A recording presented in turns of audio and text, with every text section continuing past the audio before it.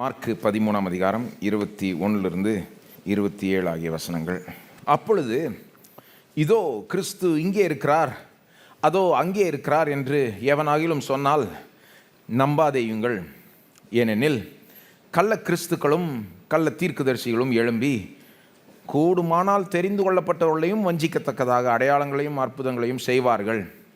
நீங்களோ எச்சரிக்கையாயிருங்கள். இதோ எல்லாவற்றையும் முன்னதாக உங்களுக்கு அறிவித்திருக்கிறேன்.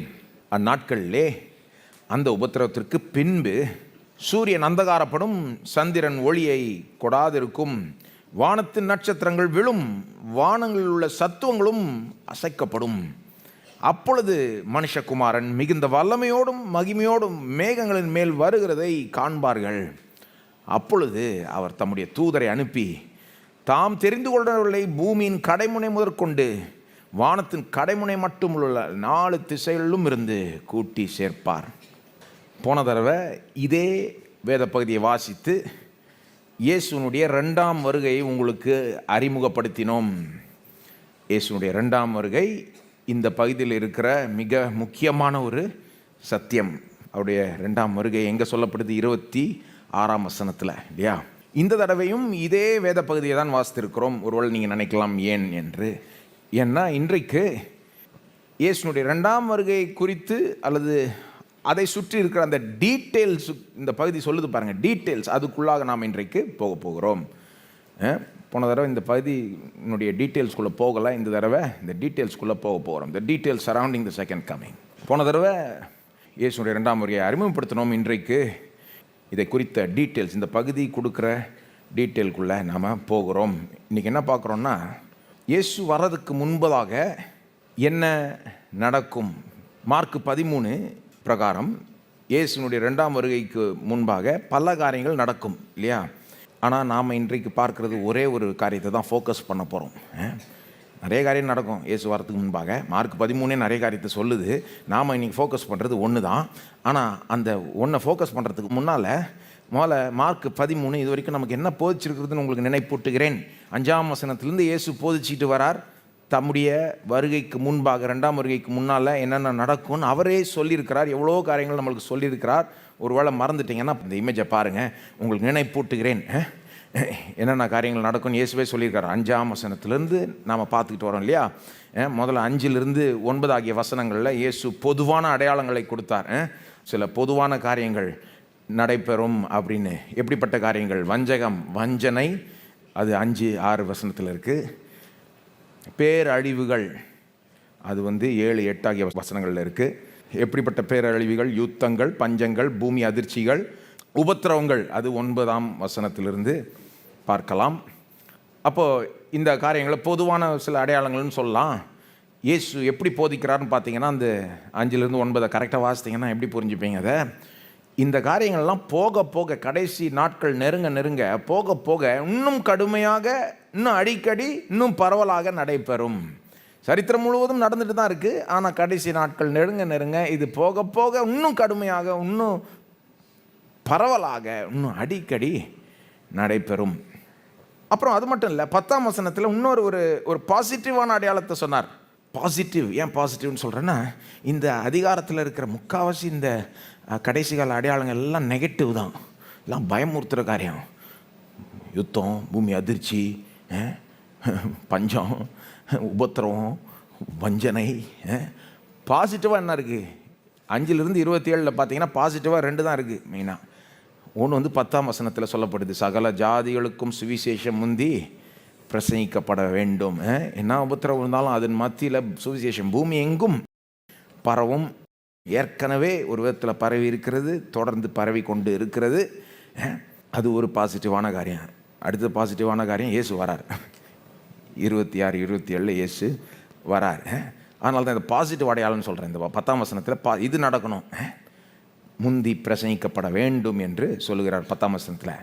அப்புறம் இப்போ இந்த அடையாளங்கள் எல்லாமே, ஈவன் இந்த சுவிசேஷம் பிரசங்கிக்கப்படுறது கூட எடுத்துக்கிட்டிங்கன்னா, எனக்கு தெரிஞ்சு யாருமே அதிகாரப்பூர்வமாக சுவிசேஷம் பிரசங்கிக்கப்பட்டு முடிஞ்சிருச்சுன்னு சொல்ல முடியுமான்னு தெரியல. அது என்றைக்கு முடியுதோ, என்றைக்கு வேணால் முடியட்டும். என்னைக்கு முடிஞ்சாலும் யாருமே வந்து எனக்கு தெரியும் கரெக்டாக சுவிசேஷம் சகல ஜாதிகளுக்கும் பிரசங்கம் பண்ணி முடிக்கப்பட்டது, இயேசு சொன்ன இந்த காரியம் நிறைவேறிற்று, முழுமையாய் நிறைவேறிற்றுன்னு கரெக்டாக அப்படி சொல்ல முடியுமான்னு தெரில. ஏன்னா வேணே அதில் கொஞ்சம் அப்படி வச்சிட்டார் Devan. There is some intentional ambiguity. அதாவது வேணே யாரும் கரெக்டாக முடிஞ்சிச்சா முடியலையான்னு சொல்ல முடியாது. ஓரளவுக்கு கண்டுக்கலாம், ஆனால் எக்ஸாக்டாக அப்படி சொல்ல முடியுமான்னு தெரில. அதுக்கப்புறம் இயேசு வேறு அடையாளங்களை கொடுக்குறார். 14ஆம் வசனத்திலிருந்து ஒரு சீக்வன்ஸே தராரு. இது வந்து இன்னும் கொஞ்சம் தெளிவாக இருக்குது. ஒரு சீக்வன்ஸ் ஆஃப் 3 ஈவெண்ட்ஸ். அடுத்ததாக நடைபெற போகிற 3 நிகழ்வுகள் 14ஆம் வசனத்திலிருந்து இயேசு சொல்கிறார். இது 3 ஒன்றுக்கு அடுத்து ஒன்று நடந்த பிறகு தான் தான் வருவார்னு சொல்கிறார். இயேசுனுடைய 2ஆம் வருகை எங்கே இருக்குது? 26ஆம் வசனத்தில் இருக்குது. ஆனால் அதுக்கு முன்னால் 3 காரியங்கள் நடக்கணும்னு 14ஆம் வசனத்திலிருந்து ஒரு சீக்வன்ஸே தரார் நமக்கு.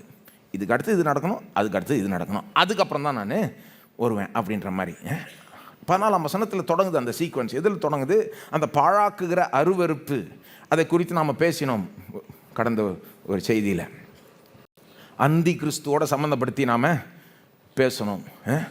அல்லது பவுல் வந்து 2 தெசலோனிக்கர் 2 பாவ மனுஷன் அக்கிரமக்காரன் ஒரு அந்த அந்தி கிறிஸ்து அழைக்கிறார் இல்லையா, அந்த இதோட ஒப்பிட்டு பேசணும் இல்லையா. அதாவது பாழாக்குகிற அருவருப்புனா அந்த அந்தி கிறிஸ்து தம்மையை வெளிப்படுத்துவது, அந்த தகாத காரியத்தை செய்வது என்று அப்படி நம்ம அதை புரிஞ்சுக்கிட்டோம்.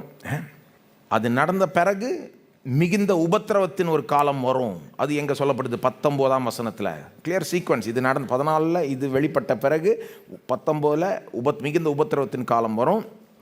அதுக்கப்புறம் 24 பார்த்தீங்கன்னா வானத்தில் அடையாளங்கள் தோன்றும், சூரியன் அந்தகாரப்படும், சந்திரன் ஒளியை கொடாது இருக்கும்.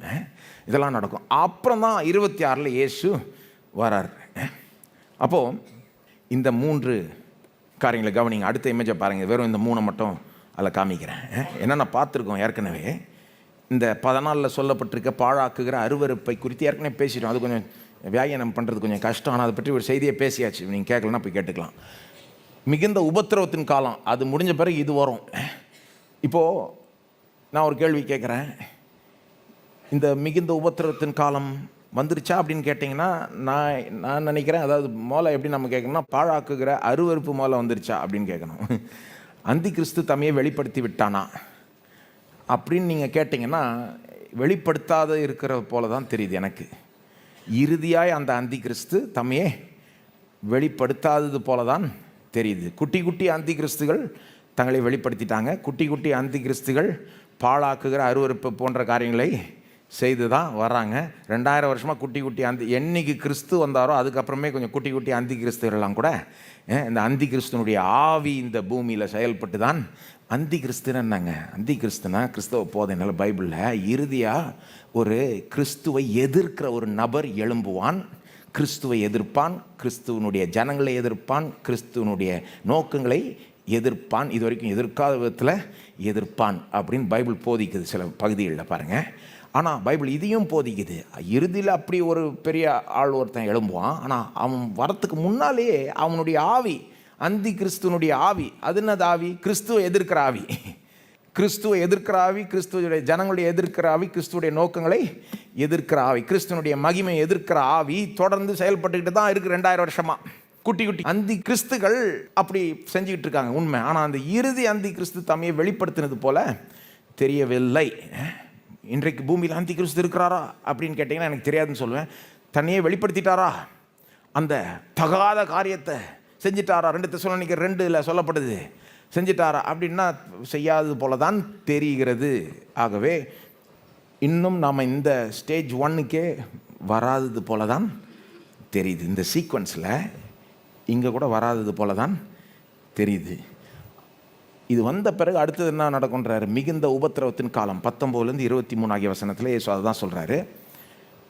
அதில் நம்ம ஏற்கனவே ஓரளவுக்கு பார்த்துட்டோம். இதையும் பார்த்துட்டோம், நம்பர் 1 பார்த்துட்டோம், நம்பர் 2 இருக்கிற அந்த மிகுந்த உபத்திரவத்தின் காலத்தையும் ஓரளவுக்கு பார்த்துட்டோம். ஆனால் ஃபுல்லாக பார்க்கல. 21 22 23 பார்க்கல. அதுதான் இன்றைக்கி பார்க்க போகிறோம். என்ன சொல்ல பார்க்குறேன், என்ன ஏற்கனவே பார்த்துருக்கோம், என்ன பார்க்க போகிறோம் இன்றைக்கி. ஏற்கனவே 20 வரைக்கும் பார்த்துட்டோம்.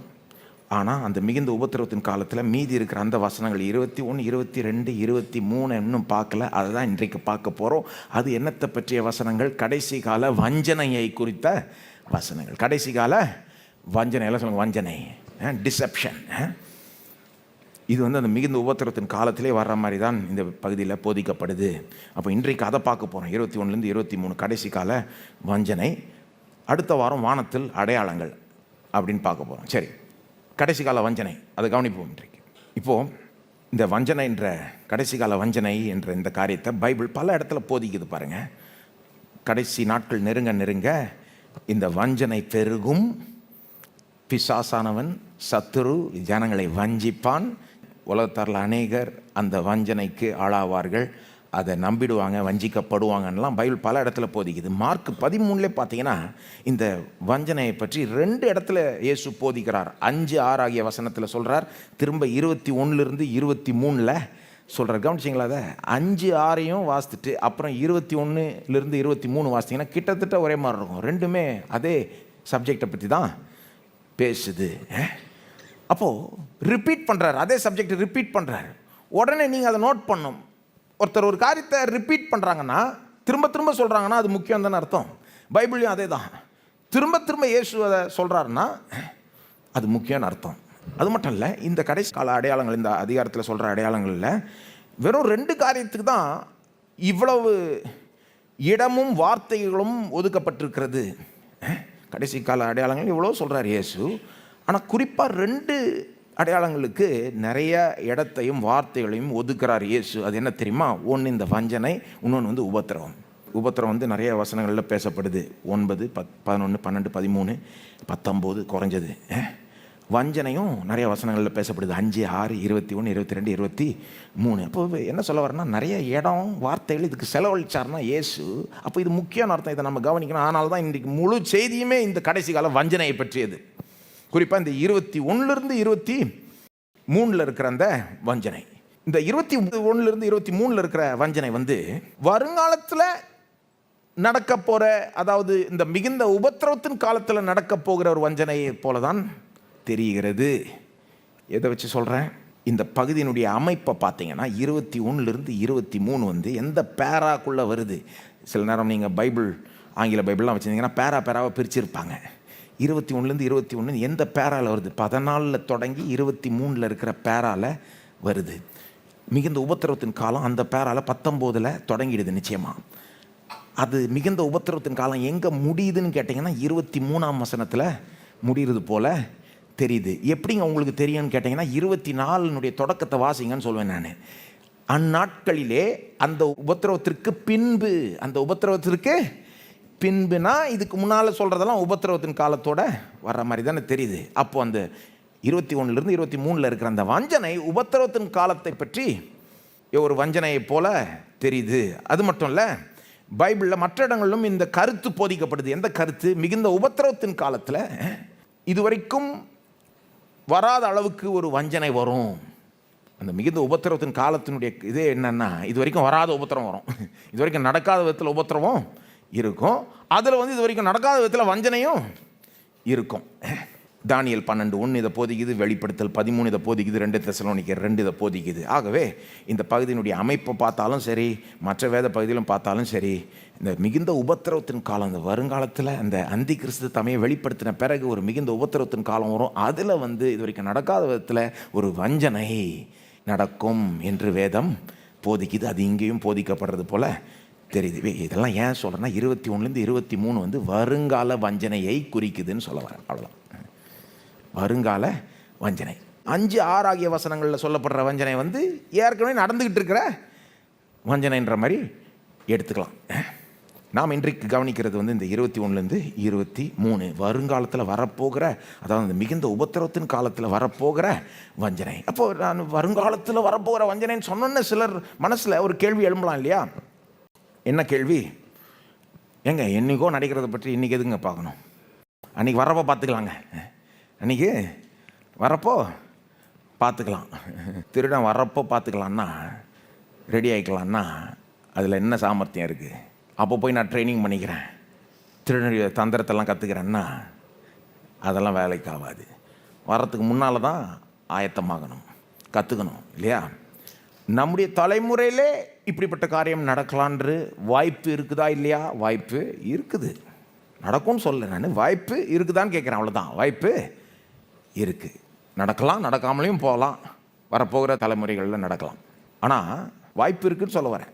ஒருவேளை சிலருடைய மனசில் வேற கேள்வி எழுமோ, என்னங்க மிகுந்த உபத்திரவத்தின் காலத்துக்கு முன்னால் தானே சபை எடுத்துக்கொள்ளப்பட போகுது, அப்போ அதில் நடக்கக்கூடிய அந்த வஞ்சனைக்கு நாம் அதை பற்றி வரி பண்ண தேவையில்ல, ஏன்னா நாம் இருக்கவே மாட்டோங்க, சபை எடுத்துக்கொள்ளப்படுங்க. ஓகே, அப்போ இதை படிக்க தேவையில்லையா?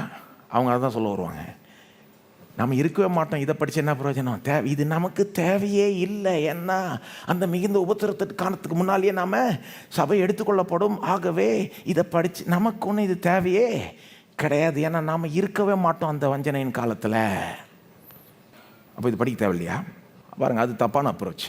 ஏன்னா எது கரெக்டான அப்ரோச்னு சொல்கிறேன். இதை படிக்கிறது நல்லது. இது எந்த விதத்தில் உங்களுக்கு இன்றைக்கி உதவும்? வர போகிற உபத்திரவத்தின் காலத்தில், இது வரைக்கும் வராத அந்த உபத்திரவத்தின் காலம், அந்த அந்திகிறிஸ்து தம்பி வெளிப்படுத்தின பிறகு அந்த உபத்திரவத்தின் காலத்தில் ஒரு வஞ்சனை வரும். அதை பற்றி இன்றைக்கி படிக்கிறதுல இன்றைக்கு நமக்கு என்னங்க பிரயோஜனம்? என்ன பிரயோஜனம்னு சொல்கிறேன். பாருங்கள், பிசாசானனுடைய பெஸ்ட்டு வஞ்சனையை கற்றுக்கிட்டிங்கன்னா, அதை பற்றியே தெரிஞ்சுக்கிட்டிங்கன்னா, அவனுடைய மற்ற வஞ்சனையிலிருந்து இன்னும் கொஞ்சம் ஈஸியாக தப்பலாம். பிசாசு ஃபஸ்ட்டிலேருந்தே வஞ்சத்துக்கு தான் வரான் இல்லையா? பாருங்கள், இந்த வஞ்சனைன்றது புதுசாக கடைசி காலத்தில் நடக்குது. ஏதேன் தோட்டத்திலேருந்து நடந்துக்கிட்டு இருக்குங்க. யோசித்து பாருங்கள், பிசாசனுடைய ஸ்ட்ராட்டஜியே என்ன? அவன் பொய்களின் பிதா. பொய் சொல்லி ஜனங்களை வஞ்சிக்கிறது, பொய்யை காட்டி ஜனங்களை வஞ்சிக்கிறது தான் அவனுடைய ஸ்ட்ராட்டஜி. ஏதேன் தோட்டத்திலேருந்து கடைசி வரைக்கும் ஜனங்களை வஞ்சிக்க தான் பார்க்குறேன். சொல்லப்போனால் ஒரு காரியத்தை புரிஞ்சுக்கணும் பாருங்கள். இந்த கடைசி அடையாளங்கள், கடைசி கால அடையாளங்கள் பேசிக்கிட்டு இருக்கோம். கடைசி காலத்தில் எதுவுமே புதுசாக ஒன்றும் நடக்கிறது இல்லை. இந்த அடையாளங்கள்லாம் அப்படியே புதுசாக கடைசியில் தான் நடக்குதா? எவ்வளோ அடையாளங்கள் இயேசு சொல்லியிருக்கிறார். வஞ்சனை, யுத்தம், இதெல்லாம் என்ன இது வரைக்கும் நடக்காத விஷயமா?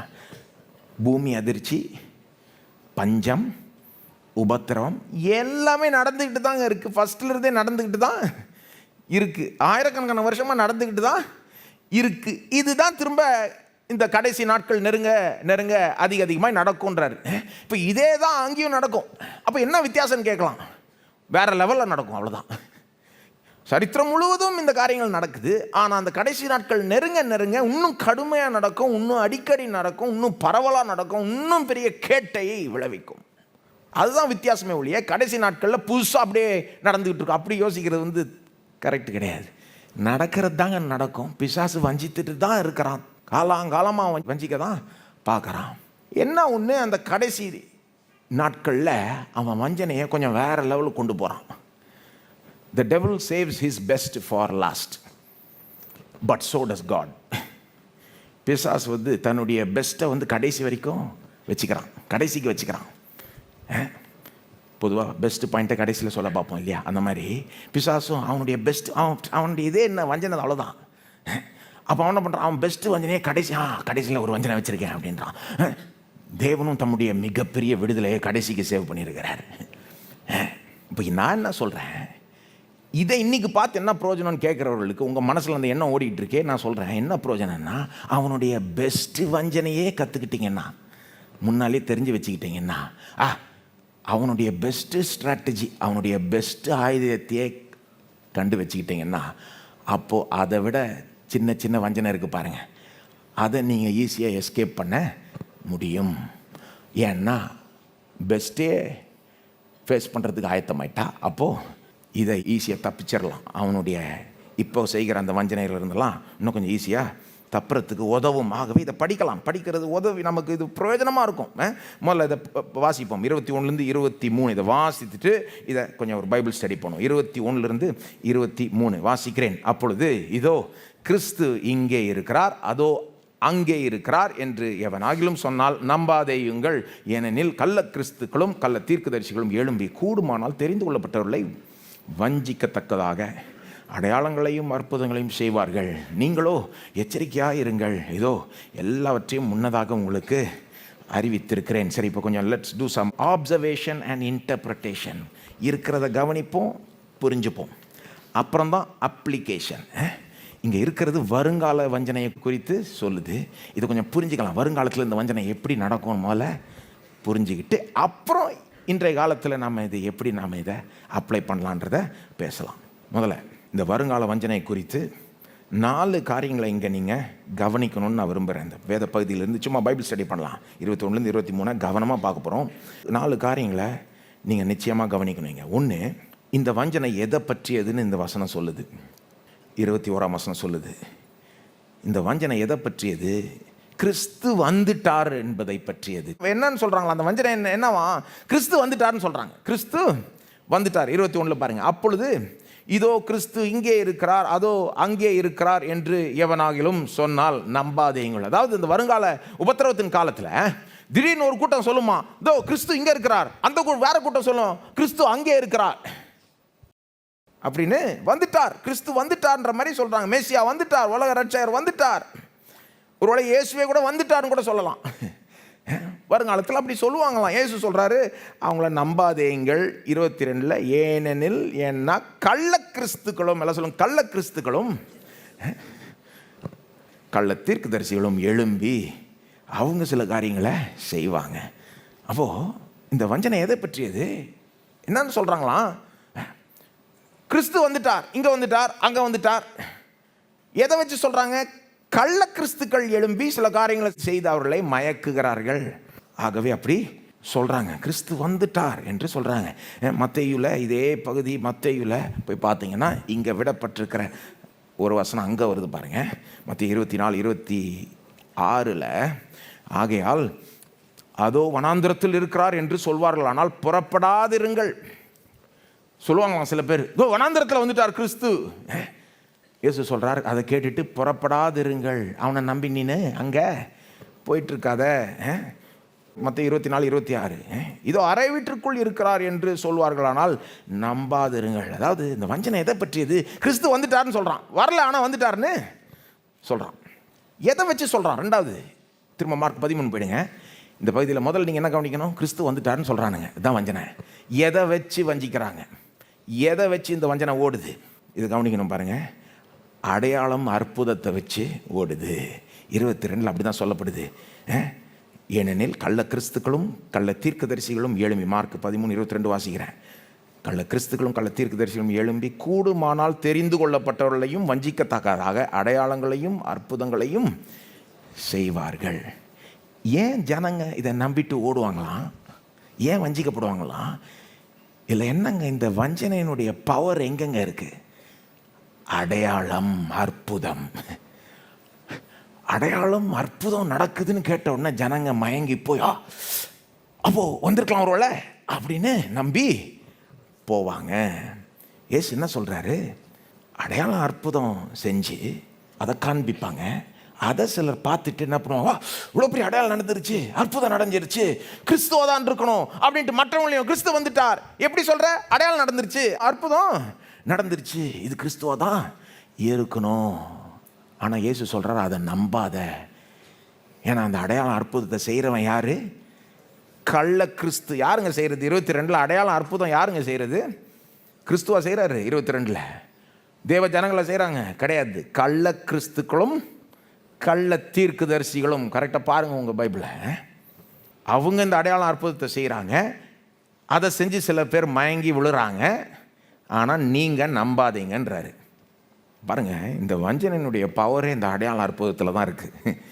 ஏன் ஜனங்க அதை நம்புகிறாங்கன்னா, நிறைய பேர் வருங்காலத்தில் உலகத்தார் அதை ஏன் நம்புவாங்கன்னா, அந்த அந்தி கிறிஸ்துவனுடைய அந்த காரியங்களில் அந்த வஞ்சனையை ஏன் நம்புவாங்கன்னா, இந்த அடையாளம் அற்புதம். பொதுவாகவே ஜனங்க அடையாளம் அற்புதத்தை கண்டு இம்ப்ரெஸ் ஆகிடுறாங்க இல்லையா? அடையாளம் அற்புதம் நடந்தால் கூட்டத்தை ஈர்க்குது, கூட்டம் அதுக்குன்னு வருது, அதை பார்க்கறதுக்குன்னு போது பாருங்க. என்ன அவங்க என்ன நினைக்கிறாங்க? அடையாளம் நடந்துருச்சா, அற்புதம் நடந்துருச்சா, அப்போ இது தேவனாதான் இருக்கணும், அப்போ இது கடவுளாதான் இருக்கணும்னு நினைக்கிறாங்க. பொதுவாக அடையாளம் அற்புதம் நடந்தால் யாருங்க செய்கிறது? பொதுவாக தேவன் தான் செய்கிறார். கரெக்ட் தானே? பிசாசா ஃபுல்லாக அற்புதம் அடையாளம் செஞ்சுட்டு இருக்கான்? கிடையாது. பிசாசு யாராவது சுகமாக்கி பார்த்துருக்கீங்களா? இத்தனை பேரை சுகமாக்கினான் பிசாசு அப்படின்னு நீங்கள் எழுதப்பட்டிருக்கா? அவர்கிட்ட வந்தவர்கள் எல்லாரையும் சுகமாக்கினவர் இயேசு. இன்றைக்கும் சுகமாக்கி கொண்டு வருகிறார் இல்லையா? அப்போ முக்காவாசி நேரம் அற்புதம் அடையாளத்தை செய்கிறவர் யாரு? தேவன், இயேசு. அதுதான் அந்த வஞ்சனையினுடைய பவர். ஆனா ஒரு அடையாளம் பிசாசால செய்யப்பட முடியாதுன்னு ஜனங்க நினைப்பாங்க பாருங்க. அதுதான் பிசாசினுடைய ஸ்ட்ராட்டஜி. ஜனங்க எதிர்பாராத விதத்தில் செயல்படுறது. எப்பவுமே பிசாசு அப்படி கொஞ்சம் கொஞ்சம் கொஞ்சம் தந்திரமானவன். அதாவது கொஞ்சம் ஐடியாக்காரன் கேடி பிசாசு. அதாவது அவனுக்கு தெரியும் பிசாசா அப்படியே வெளிப்பட்டானா யாரும் நம்ப மாட்டாங்கன்னு அவனுக்கு தெரியும். ஆனால் அவன் என்ன பண்ணுவான்? ஜனங்க எதிர்பாராத விதத்தில் வருவான். ஒரு ஒளியின் தூதன் உங்க முன்னால் நின்னா நீங்க என்ன நினைப்பீங்க? ஒளியின் தூதன்னா எங்கேருந்து வந்திருக்கணும்? தேவனிடத்திலிருந்து தான் வந்திருக்கணும். ஒளியின் தூதன் உங்களுக்கு முன்னால் நின்னா அநேகமாக அது தேவன் அனுப்பிச்ச தூதனா தான் இருக்கும். முக்காவாசி நேரம் தேவன் தான் தூதர்களை அந்த மாதிரி அனுப்புகிறது. ஒளியின் தூதனாக இருந்தால் முக்காவாசி நேரம் அது தேவனுடைய தூதனாக தான் இருக்கணும். ஆனால் பிசாசுக்கும் அது தெரியும். ஆனால் என்ன பண்ணுறான்? அவனும் சில நேரம் ஒளியின் தூதனை போல வேஷத்தை தரித்து கொண்டு போகிறான். பவுலே சொல்கிறார் 2 கொரிந்தியர் 11:14.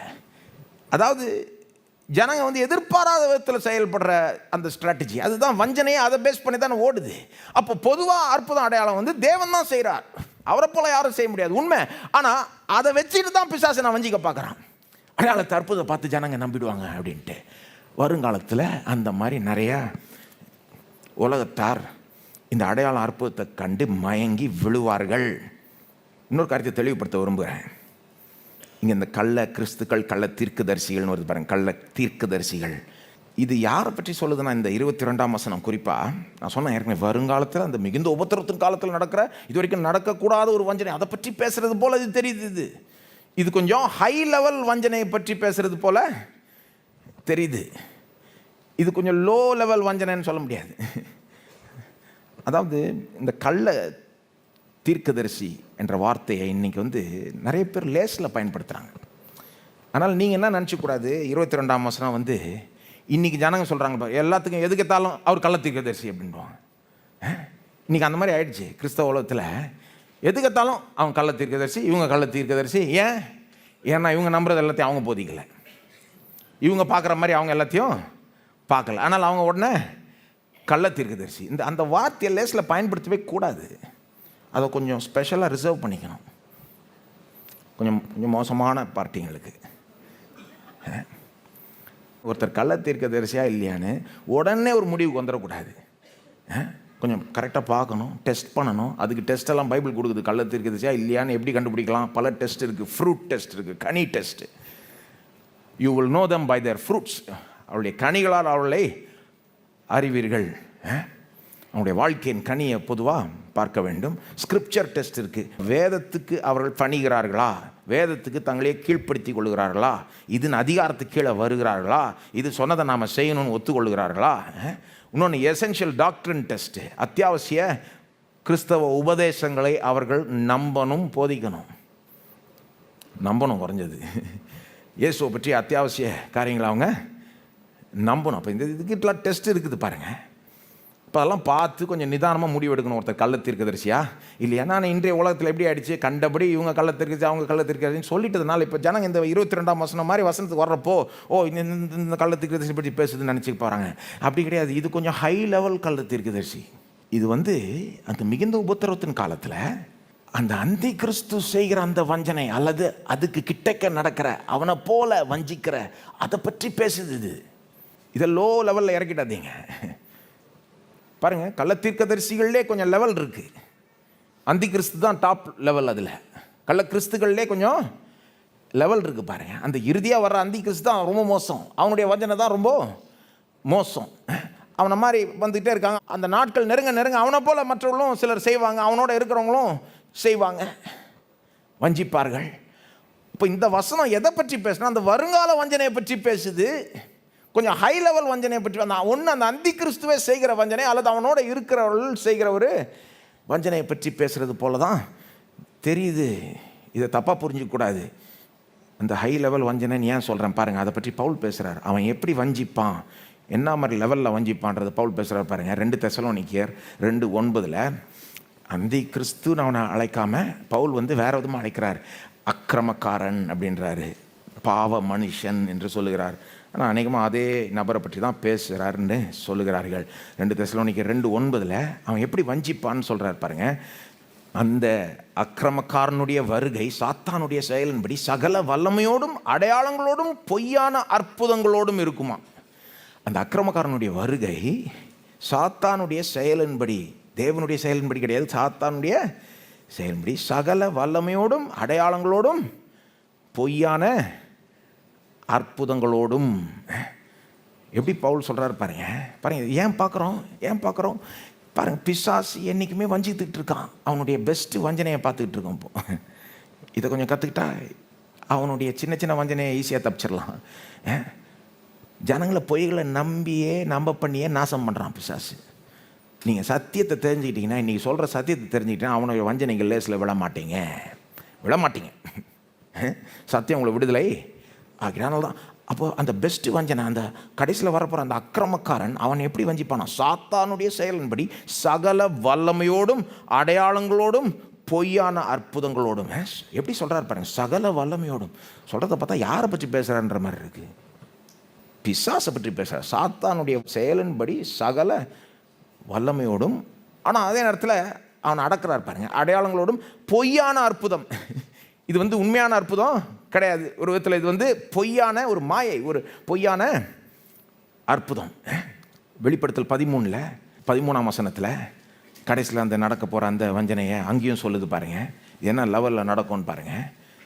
அடையாளம் அற்புதம்லாம் நடக்கும், ஆனால் இது ஜனங்க நம்பிடுவாங்க சிலர். வெளிப்படுத்தல் 13:13 பாருங்கள் எந்த லெவலில் நடக்குது. அன்றியும் அது மனுஷருக்கு முன்பாக வானத்திலிருந்து பூமியின் மேல் அக்கினியை இறங்க பண்ணத்தக்கதாக பெரிய அற்புதங்களை நடப்பித்து. பெரிய அற்புதங்களை நடப்பித்தினா தேவனை நடப்பிக்கிறார் இங்கே கிடையாது. கான்டெக்ஸ்டோட வாசிங்க. வெளிப்படுத்தல் 13:13 தேவனை பற்றி பேசலை, தேவ ஜனங்களை பற்றி பேசலை, அந்த அந்தி கிறிஸ்துவும் அவனோட இருக்கிற அந்த இவனை பற்றியும் பேசுது பாருங்க. பெரிய அற்புதங்களை எப்படிப்பட்ட அற்புதத்தை நடப்பிக்கிறாங்களாம். வருங்காலத்தில் வானத்திலிருந்து பூமியின் மேல் அக்கினியை, எலியா பண்ண மாதிரி தெரியுது இது.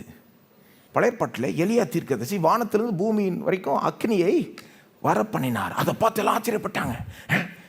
அந்த அந்தி கிறிஸ்து அவனோட இருக்கிற ஆளும் அந்த மாதிரி செய்வாங்க அப்படின்னு சொல்லுது பாருங்க வெளிப்படுத்தல. அப்போ நான் யோசித்து பார்க்குறேன், வருங்காலத்தில் அப்படி நடந்ததுன்னா, அப்படி நடக்கும்போது அதை கண்டு சிலர் ஆச்சரியப்படுவாங்க. வானத்திலிருந்து அக்கினி இறங்கிடுச்சு, நிச்சயமாக கடவுள் தான் இதை செஞ்சுருக்கணும். அதுதான் பிசாசனுடைய வஞ்சனை. இல்லைன்னா வானத்திலிருந்து அக்கினி எப்படி இறங்க முடியும்? வெறும் அந்த அடையாளத்தை வச்சு சிலர் முடிவுக்கு வஞ்சிக்கப்படுவார்கள். அந்தி கிறிஸ்துவனுடைய அந்த கொஞ்சம் கற்பனை செஞ்சு பாருங்க. வானத்திலிருந்து அக்கினை வந்தா அது எவ்வளோ இம்ப்ரெசிவாக இருக்குது பார்க்குறதுக்கு. வா, ஒரு வாவ் ஃபேக்டர்.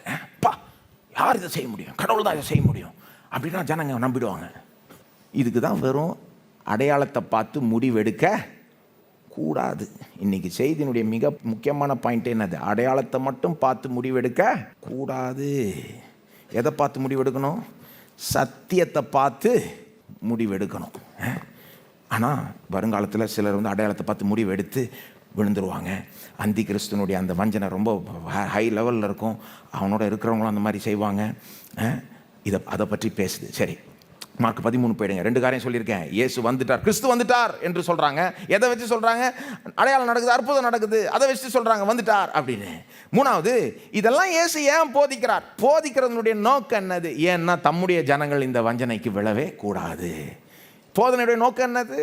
தேவ ஜனங்கள் இந்த வஞ்சனைக்கு ஆளாக கூடாது. அதனால தான் நாங்கள் போதிக்கிறார் இயேசு. அதையே சொல்லி காமிக்கிறார். பார்த்தீங்களா 13:21 சொல்கிறார் பாருங்க. அப்பொழுது இதோ கிறிஸ்து இங்கே இருக்கிறார், அதோ அங்கே இருக்கிறார் என்று எவனாகிலும் சொன்னால் நம்பாதேயுங்கள். என்ன சொல்கிறாரு? சொல்லுங்க, நம்பாதேயுங்கள். சொல்லுவான், நீ நம்பாதன்றார். முன்னாலே சொல்லிட்டேன், கேட்டுக்கோ. நம்பாதேயுங்கள். 23 சொல்கிறார், நீங்களோ எச்சரிக்கையா இருங்கள். எல்லாம் சொல்லுங்க, நீங்களோ எச்சரிக்கையா இருங்கள். பிவேர். நாய்கள் எச்சரிக்கை மாதிரி இது ரொம்ப எச்சரிக்கை. அடையாளம் எச்சரிக்கை, நீங்களோ எச்சரிக்கையாய் இருங்கள். இதோ எல்லாவற்றையும் முன்னதாக உங்களுக்கு அறிவித்திருக்கிறேன். என்ன சொல்றார்? முன்னாலே சொல்லிட்டேன், தெரிலன்னு சொல்லாத. இந்த மாதிரி நடக்கும், அடையாளத்தை வச்சு வஞ்சிப்பானுங்க அப்படின்றத முன்னாலேயே உனக்கு தெளிவாக சொல்லிட்டேன், தெரியலன்னு நீ சொல்ல முடியாது, கூடாது, எச்சரிக்கையாய் இரு, இந்த வஞ்சனைக்கு விழாத. அவர் போதிக்கிறதுக்கு அர்த்தமே என்னது? போதிக்கிறதுனுடைய நோக்கமே என்னது? தம்முடைய ஜனங்கள் இந்த வஞ்சனைக்கு விழக்கூடாது. அந்த வருங்காலத்தில், அந்த மிக உபத்திரவத்தின் காலத்தில் இருக்கிற ஜனங்கள் யாராக இருந்தாலும், தேவ ஜனங்கள் இந்த பிசாசின் வஞ்சனைக்கு விழக்கூடாது என்பதுதான் இயேசுனுடைய நோக்கம். அதுக்கு தான் போதிக்கிறார். நம்பாதேயுங்கள், எச்சரிக்கையாக இருங்கள். முன்னாலேயே சொல்லிட்டேன். தேவன் தம்முடைய ஜனங்களை இந்த வஞ்சனையிலிருந்து எப்படி தப்ப செய்கிறார்? தேவன் தம்முடைய ஜனங்களை இந்த வஞ்சனையிலிருந்து எப்படி தப்ப செய்கிறார்? முக்கியமாக எப்படி தெரியுமா தப்ப செய்கிறாரு? சொல்லிடுறார் முன்னாலேயே. எப்போ இந்த மாதிரி வரும், கேட்டுக்கோ, பார்த்துக்கோ, அவ்வளோதான். அதுவே தப்பிக்கிறதுக்கு வழியை காமிச்சிட்டார். வஞ்சனையை நம்பினாதான் தோல்வி, வஞ்சனையை நம்பலைன்னா தோல்வி கிடையாது. அதில் மயங்கி விழுந்தாதான் தோல்வி. அதை பார்த்துட்டு சரி பரவாயில்ல நடக்கட்டும் அப்படின்னா தோல்வியே கிடையாது. சொல்லலைன்னா ஒருவேளை தம்முடைய ஜனங்கள் தோற்றிருக்க வாய்ப்பு உண்டு, வஞ்சனை நம்பி இருக்கிறதுக்கு வாய்ப்பு உண்டு. ஆனால் இயேசு தான் முன்னாலேயே சொல்லிட்டாரு. எப்படி தம்முடைய ஜனங்களை வஞ்சனையிலிருந்து தப்ப வைக்கிறாரு? தம்முடைய போதனை கொடுத்து. எப்படி எல்லாம் சொல்லுங்க? போதனையின் மூலமாய். போதனையின் மூலமாய் முன்னாலே சொல்லிடுற எப்போ அது மாதிரி நடக்கும். அந்த போதனையே ஜனங்களை தப்பிக்க செய்யுது. வார்த்தையின் மூலமாக எல்லாம் சொல்லுங்க, வார்த்தையின் மூலமாக அதை குறித்த வார்த்தையை சொல்கிறாரு. அந்த வார்த்தை வெறுமே அவரிடத்தில் திரும்பாது. எந்த நோக்கத்தோடு அந்த வார்த்தையை அனுப்பினாரோ அந்த நோக்கத்தை அது நிறைவேற்றும். எந்த நோக்கத்தோடு இந்த வார்த்தை கொடுக்கப்பட்டது? தேவ ஜனங்கள் இந்த வஞ்சனைக்கு விழ கூடாதுன்றது தான் நோக்கம். அந்த வார்த்தை அந்த நோக்கத்தை நிறைவேறிய தீரும். இந்த போதனையுடைய பாயிண்டே அதுதான். 4வது இந்த பகுதியில் நீங்கள் கவனிக்க வேண்டியது, 3 சொல்லிட்டேன் ஏற்கனவே. இயேசு கிறிஸ்து வந்துட்டாருன்றாங்க. எதை வச்சு சொல்கிறான்? அடையாளம், அற்புதம் நடக்குது, ஜனங்க மயங்குறாங்க. ஆனால் இயேசு சொல்கிறார், அதை கண்டு நீ மயங்கி விழாத, அதை நம்பாத. சொல்லிட்டேன் உனக்கு முன்னாலேயே. அதான் 3வது. 4வது சொல்லப்போனால், தேவ ஜனங்கள் இந்த வஞ்சனைக்கு விழ மாட்டார்கள் என்று மறைமுகமாக இயேசுவை இங்கே சொல்லிட்டார். பார்த்தீங்களா? அதை விழாதீங்கன்றது மட்டும் இல்லை, நம்பாதேங்கன்றது மட்டும் இல்லை, எச்சரிக்கையாக இருங்கன்றது மட்டும் இல்லை. இயேசு ஆக்சுவலாக இங்கே நீங்கள் கவனமாக வாசித்தீங்கன்னா, தம்முடைய ஜனங்கள், தேவ ஜனங்கள் இந்த வஞ்சனைக்கு விழ மாட்டாங்கன்னு மறைமுகமாக சொல்லிட்டார். எங்கே சொல்லிட்டார்? 22ஆம் வசனம். கவனமாக வாசிங்க. 22 கரெக்டாக பாருங்கள். பைபிள் வாசி கரெக்டாக வாசிக்கணும். ஒவ்வொரு வார்த்தையும் வாசி. ஏனெனில் கள்ள கிறிஸ்துக்களும் கள்ள தீர்க்கதரிசிகளும் எழும்பி கூடுமானால் தெரிந்து கொள்ளப்பட்டவர்கள், எல்லாம் சொல்லுங்க, கூடுமானால். இவங்க எழும்பி என்ன பண்ணுவாங்களாம்? கூடுமானால் தெரிந்து கொள்ளப்பட்டவர்கள்னா தேவ ஜனங்க, கூடுமானால் தெரிந்து கொள்ளப்பட்டவர்களையும் வஞ்சிக்கத்தக்கதா அடையாளங்களையும் அற்புதங்களையும் செய்வார்கள்னா என்னங்க அர்த்தம்? மறைமுகமாக என்ன சொல்கிறாரு? முடிஞ்சா தேவ ஜனங்களை வஞ்சித்துட்டு இருப்பானுங்க, ஆனால் முடியாது. அதானுங்க அர்த்தம். இல்லை நான் இல்லாததை பார்க்குறேன்னா, கரெக்டாக நீங்கள் உங்கள் பைபிள் வாசித்து பாருங்கள். அப்பட்டமாக சொல்ல, மறைமுகமாக சொல்லப்பட்டிருக்கு. It is clearly implied. தோ மறைமுகமாக சொல்லப்பட்டிருந்தாலும் தெளிவாக இருக்கு. ஆனால் கூடுமானால் வஞ்சித்துட்டு இருப்பாங்க. ஆனால் அப்படின்னா என்ன அர்த்தம்? கூடாது. அதுவும் எப்படி சொல்கிறார்? கூடுமானால் தெரிந்து கொள்ளப்பட்டவர்களையும், எல்லாம் சொல்லுங்க, தெரிந்து கொள்ளப்பட்டவர்களையும். ஏன் அப்படி சொல்கிறாரு? கூடுமானால் விசுவாசிகளை வஞ்சித்து இருக்கலாம் அப்படின்னு சொல்லியிருக்கலாம். அப்படி சொல்லலானா? கூடுமானால் தேவ ஜனங்களை வஞ்சித்திருக்கலாம் அப்படின்னு சொல்லலை. நான் தேவ ஜனங்கள் இயேசு சொல்கிற வார்த்தை ரொம்ப ஸ்பெஷலான வார்த்தை. கூடுமானால் தெரிந்து கொள்ளப்பட்டவர்களையும் வஞ்சித்திருப்பாங்க, ஆனால் கூடாது. இந்த தெரிந்து கொள்ளப்பட்டவர்கள், இது எவ்வளோ ஸ்பெஷலான வார்த்தை தெரியுமா? ஆங்கிலத்தில் சொன்னால் த சோசன் ஒன்ஸ். பொதுவாக நாம் ரட்சிப்பை பற்றி நினைக்கிறப்போ நாம் என்ன நினைக்கிறோம்? இத்தனாம் தேதியில் நான் இயேசுவை தெரிந்து கொண்டேன், இல்லையா? சந்தோஷம். பட் ஆனால் நான் கேட்குறேன், எத்தனாம் தேதியில் அவர் உங்களை தெரிந்து கொண்டார்? எந்த தேதியில் அவர் உங்களை நீங்கள் தெரிந்து கொண்டீங்க அவரை? சந்தோஷம். நீங்கள் அவரை ஆண்டவராக ரட்சகராக ஏற்றுக்கொண்டீங்க, உங்கள் வாழ்க்கையை அவர்கிட்ட கொடுத்தீங்க, அவரை உங்கள் ஆண்டவராக ஆக்க தீர்மானிச்சிங்க. ஓகே, ரொம்ப சந்தோஷம். ஆனால் யாரை முதல்ல தெரிந்து கொண்டது? Who sous whom first? நீங்கள் தான் அவரை ஃபஸ்ட்டு தெரிந்தெடுத்தீங்களா, அல்லது அவர் உங்களை தெரிந்து கொண்டாரா? அவர் உங்களை தெரிந்து கொண்டதுனால தான் நீங்கள் அவரை தெரிந்து கொண்டீங்க. அவர் தான் முதல்ல தெரிந்து கொண்டார். உங்களை எப்போ தெரிந்து கொண்டார்? பைபிள் போதிக்கிட்டு பாருங்கள். எபேசியர் 1:4 சொல்லுது, உலக தோற்றத்துக்கு முன்னே கிறிஸ்துவுக்குள் நம்மை தெரிந்து கொண்டார். சிலுவையில் தெரிந்து கொள்ள, சிலுவையிலையும் நம்மளை மனசில் வச்சு தான் மரித்தார். ஆனால் தெரிந்து கொண்டது எப்போவா? உலக தோற்றத்துக்கு முன்னே. அப்போ கொஞ்சம் கற்பனை செஞ்சு பாருங்க, உலகம் உண்டாகிறதுக்கு முன்னாலேயே, முதல் மனுஷனை உண்டாகிறதுக்கு முன்னாலே தேவன் கொஞ்சம் அங்கே யோசித்து தம்முடைய ஜனங்களை குறிச்சிடுறார், மார்க் பண்ணிடுறார், கரம் வச்சிடுறாரு, தெரிந்து கொள்றார். அதுக்கப்புறம் அந்த ஜனங்களுக்கு ரட்சிப்பும் ஆசீர்வாதமும் போய் சேரணும், என்னென்ன பண்ணணுமோ அதெல்லாம் செஞ்சுக்கிட்டே வரார். தம்முடைய குமாரனை அனுப்புகிறார். நாமெல்லாம் பிறக்கிறதுக்கு முன்னாலே, நாம் தெரிந்து கொள்றதுக்கு முன்னாலே எல்லாம் செஞ்சு நமக்கு சுவிசேஷத்தை பிரசங்க பண்ணுறதுக்கு ஆள் அனுப்புகிறார். நாம் அதை கேட்டு ஈர்க்கப்பட்டு அவர்கிட்ட அப்படி தான் நாம் நம்முடைய வாழ்க்கையை போய் ஒப்படைக்கிறோம் இல்லையா? அப்போவே தெரிந்து கொண்டார். கடவுளால் நான் தெரிந்து கொள்ளப்பட்டேன்னா நான் எப்படிங்க தெரிஞ்சுக்க முடியும் அப்படின்னு கேட்டீங்கன்னா, how to I know if I am chosen? தேவன் என்னை தெரிந்து கொண்டார்னு எப்படிங்க தெரியும் எனக்கு? நான் தெரிந்து கொண்ட ரைட்டு, அவர் என்ன தெரிந்து கொண்டார்னு எப்படி தெரியும்? எப்படி தெரியும்னு சொல்கிறேன். இயேசுகிட்ட வந்துட்டீங்களா? இயேசுகிட்ட வந்துட்டீங்களா? அவருடைய ரட்சிப்பை பெற்றுக்கொண்டீங்களா? அதுவே ப்ரூஃப் நீங்கள் அவரால் தெரிந்து கொள்ளப்பட்டவர்கள்னு. எப்படி தெரியும் ஒருத்தர் தெரிந்து கொள்ளப்பட்டவர்களா இல்லையான்னு? இயேசுகிட்ட அவங்க வந்துட்டாங்கனாலே, அந்த இயேசு கொடுக்குற அந்த ரட்சிப்பை பெற்றுக்கொண்டாலே, இயேசுவை பின்பற்றி கொண்டு இருந்தாலே அவங்க தெரிந்து கொள்ளப்பட்டவர்கள் என்பதற்கு ப்ரூஃப் அதுவே. ஏன்னா தேவன் எப்படி செயல்படுகிறார்னா, முதல்ல தெரிந்து கொள்கிறார், முன் குறிக்கிறார், அப்புறம் அவர்களை கிறிஸ்துவை நோக்கி இழுக்கிறார். அவங்க தான் கிறிஸ்துவண்டை வருகிறார்கள், கிறிஸ்துவை விசுவாசிக்கிறார்கள். பைபிள் அப்படி தான் போதிக்குது பாருங்க. யோவான் 6:44 இயேசு சொல்கிறாரு, பிதா ஒருவனை இழுக்காவிட்டால் அவன் என்னிடத்தில் வரான். பிதா ஒருவனை பிதா இழுக்கலைன்னா, உங்களை ஈர்க்கலைன்னா இயேசுவை நோக்கி நீங்கள் இயேசுவினிடத்தில் வந்திருக்கவே மாட்டீங்க. அப்போ என்ன பண்ணுறாரு? முன்குறிச்சிடுறார் தேவன். முன்குறிச்சு தெரிந்து கொண்டு அவர்களை ஈர்த்து இயேசுவண்டை வர செய்து ரட்சிப்புகளை நடத்தி. இப்போ இதெல்லாம் சொல்கிறதுனால நீங்கள் இயேசுவை தெரிந்து கொள்ளலன்னு ஒன்றும் அர்த்தம் கிடையாது. நீங்களும் இயேசுவை தெரிந்து கொண்டீங்க. ஆனால் இது ஃபஸ்ட்டு கிடையாது, அதுதான் ஃபஸ்ட்டு. அதனால தான் இது அவர் தெரிந்து கொண்டதுனால தான் நீங்கள் தெரிந்து கொண்டீங்க. இப்போ இயேசு ஏன் இந்த இடத்துல தேவனால் நாம் தெரிந்து கொள்ளப்பட்டவர்கள் என்றதை வலியுறுத்துறாருன்னா, நமக்கு ஒரு கான்ஃபிடென்ஸை கொடுக்குறாரு இயேசு. இங்கே பாரு, இந்த மோசமான ஆட்கள், கள்ள கிறிஸ்துகள், கள்ள தீர்க்கதரிசிகள் கூடுமானால் தேவ ஜனங்களை வஞ்சித்து இருப்பார்கள். ஆனால் கூடாது. ஏன் கூடாது? ஏன் கூடாதுன்னா, நீ வெறும் விசுவாசியாக இருக்கிறதுனால மட்டும் இல்லை, நீ இயேசுவை ஏற்றுக்கிட்டதுனால மட்டும் இல்லை, நீ இயேசுவை பின்பற்றுறதுனால மட்டும் இல்லை, நீ அவரை தெரிந்து கொண்டதுனால மட்டும் இல்லை, அவர் உன்னை தெரிந்து கொண்டுட்டா இருப்பார், அவர் உன் மேலே கரம் வச்சுட்டா இருப்பார், அவர் உன்னை முன்குறிச்சிட்டா இருப்பார். அதனால எவனும் அந்த தெரிந்து கொள்ளப்பட்ட ஜனத்தை வஞ்சிக்கவே முடியாது. அர்த்தம் ஒரு தைரியத்தை கொடுக்கிறார்.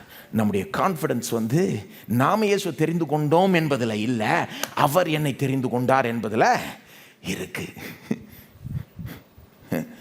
பிசாசு கரம் வைக்கிறதுக்கு முன்னாலே அவர் கரம் வச்சிட்டார். இவன் என்னுடையவன், என்னாலும் இவனை நான் காப்பாற்றுவேன், நடத்துவேன், போதிப்பேன், அறிவை கொடுப்பேன், சத்தியத்தில் நடத்துவேன்னு அவர் கரம் வச்சிட்டாரா? இப்போ பிசாசு என்ன வஞ்சனை செஞ்சாலும் அது தேவ ஜனங்கள் மேலே அது வேலை செய்யாதுன்ற ஒரு கான்ஃபிடன்ஸ் அந்த வசனத்தில் கொடுக்குறாரு பாருங்க. அந்த கான்ஃபிடன்ஸை திரும்ப திரும்ப கொடுக்குறார். அந்த தெரிந்து கொள்ளப்பட்டவர்கள் இந்த வார்த்தை திரும்ப திரும்ப பயன்படுத்துகிற பாருங்க. 20ஆம் வசனத்தில் தேவன் தெரிந்து கொள்ளப்பட்டவர்களுக்கு ஸ்பெஷலாக செய்கிறாருன்னு சொல்கிறாரு பாருங்க. 20ஆம் வசனம், கர்த்தர் நாட்களை குறைத்திராவிட்டால் ஒருவனாகிலும் தப்பி போவதில்லை, தாம் தெரிந்து கொண்டவர்கள் நிமித்தமோ அவர் அந்த நாட்களை குறைத்திருக்கிறார். தாம் தெரிந்து கொண்டவர்கள் நிமித்தமோ, தாம் தெரிந்து கொண்டவர்கள் நிமித்தமோ அந்த நாட்களை குறைத்திருக்கிறார். எந்த நாட்கள்? அந்த மிகுந்த உபத்திரவத்தின் நாட்களை. ஸ்பெஷலாக அவருடைய சோசன் ஒன்ஸுக்கு என்ன பண்ணுறாரு? நாளையே குறைச்சிட்றாரு. இது ரொம்ப கஷ்டமாக இருக்குமா, என் ஜனங்களுக்கு இது ரொம்ப கஷ்டமாக இருக்குமா, சரி குறைச்சிடாத அப்படின்றார். சில காரணங்களுக்கு நிமித்தமாக அதை செஞ்சு ஆகணும், ஆனால் நாட்களை குறைச்சிரு. ஏன்னா என் ஜனங்க அவங்க வெற்றிகரமாக இதிலிருந்து கடந்து போகணும். 22 தெரிந்து கொண்டவர்கள் ஸ்பெஷல் ட்ரீட்மெண்ட் பார்க்குறோம். நம்ம தான் பார்த்தோம். இப்போது 27லையும் பாருங்கள், தெரிந்து தோண்டவர்களுக்கு ஸ்பெஷல் ட்ரீட்மெண்ட். 27ல் பாருங்கள். 26ல் இயேசு வராரு, மகிமையாக வராரு. வந்த பிறகு என்ன செய்கிறார்? 27ல் பாருங்கள். அப்பொழுது அவர் தம்முடைய தூதரை அனுப்பி தாம் தெரிந்து கொண்டவர்களை பூமியின் கடைமுனை முதற்கொண்டு வானத்தின் கடைமுனை மட்டும் உள்ள 4 திசைகளில் வந்து கூட்டி சேர்ப்பார். யாரை? தூதர் அனுப்பி 4 திசையிலிருந்தும், வானத்தின் ஒரு மூலையிலிருந்து பூமியின் ஒரு மூளைக்கு வரைக்கும் எல்லா மூலையிலும் இருக்கிற யாரை கூட்டி சேர்ப்பார்? தாம் தெரிந்து கொண்டவர்கள். யாரையும் விடமாட்டார், ஒருத்தனை கூட விடமாட்டார், எல்லாரையும் கூட்டி சேர்ப்பார். ஒரு பக்கம் இந்த பகுதியில் எல்லாம் பயமுறுத்துகிற அடையாளமாக வருது. வஞ்சனை, ஹை லெவல் வஞ்சனை வேறு. ஆனால் இன்னொரு பக்கம் இயேசு வந்து ஒரு பெரிய தைரியத்தை, கான்ஃபிடென்ஸை நமக்கு தரார். நீ எதை கண்டும் பயப்பட தேவையில்லை. ஏன் நீ அவரை தெரிந்து கொண்ட பின்பற்றன்றது மட்டும் இல்லை, அவர் உன்னை கரம் வச்சிட்டார். உன்னை பாதுகாக்கணும்னு கரம் வச்சிட்டார், மார்க் பண்ணிட்டார், முன் குறிச்சிட்டார், உன்னை தெரிந்து கொண்டுட்டார். நீ தெரிந்து கொள்ளப்பட்டவன். எல்லாம் சொல்லுங்க, நான் தெரிந்து கொள்ளப்பட்டவன். நீ இயேசுகிட்ட வந்துட்டீங்கன்னா அது உண்மை. அப்போது தெரிந்து கொள்ளப்பட்டவர்கள் பயப்பட தேவையில்லை, ரட்சிக்கப்பட்டவர்கள் பயப்பட தேவையில்லை. இயேசு பின்பற்றுகிறவர்கள் இந்த காரியங்கள்லாம் நினச்சி பயப்பட தேவையில்லை. மற்றவர்கள் பயப்பட தான் செய்யணும். ஆமாம். இப்போ வருங்காலத்தில் என்ன சொல்கிறார்? ஒட்டுமொத்தமாக இந்த பகுதி இப்போ பார்த்துட்டோம். என்ன சொல்ல வர்றார்? என்ன சொல்கிறாருன்னா, எப்பா வருங்கால வஞ்சனை எப்படி இருக்கும்னா, அவன் சொல்லுவான் கிறிஸ்து இங்கே வந்துட்டார், அங்கே வந்துட்டார். எதை வச்சு சொல்லுவான்? அடையாள அற்புதத்தை வச்சு சொல்லுவாங்க. உலகத்தார் அநேகர் அதுக்கு மயங்கி விழுவார்கள். ஆனால் நீ மயங்கி விழாத. அவன் செய்கிற இந்த வானத்திலிருந்து அக்கினியை வரவழைச்சாலும் சரி, இதை செஞ்சா அதை செஞ்சா, இந்த மேஜிக் அந்த மேஜிக் காமிச்சாலும் சரி, இதெல்லாம் பார்த்து நீ மயங்கி விழாத. நீ வந்து ஜாக்கிரதையா இரு. ஏன்னா அடுத்தது நான் வரேன், உண்மையிலே வரேன். நான் வரப்போ அது வேறு லெவலில் இருக்கும். இதுக்கப்புறம் 24 என்ன சொல்கிறாரு? அப்பொழுது அந்நாட்களிலே, அந்த உபத்திரத்தின் காலத்துக்கு பிறகு அவர் எப்படி வருவாராம் பாருங்க. சூரியன் அந்தகாரப்படும், சந்திரன் ஒளியை கொடாதிருக்கும், வானத்தின் நட்சத்திரங்கள் விழும், வானங்களில் உள்ள சத்துவங்களும் அசைக்கப்படும். அப்புறம் மனுஷகுமாரன் மிகுந்த வல்லமையோட மகிமையோட மேகங்களின் மேல் வருகிறதை காண்பார்கள். என்ன சொல்கிறாரு? இவனுங்க வந்து ஏமாத்த பார்ப்பானுங்க.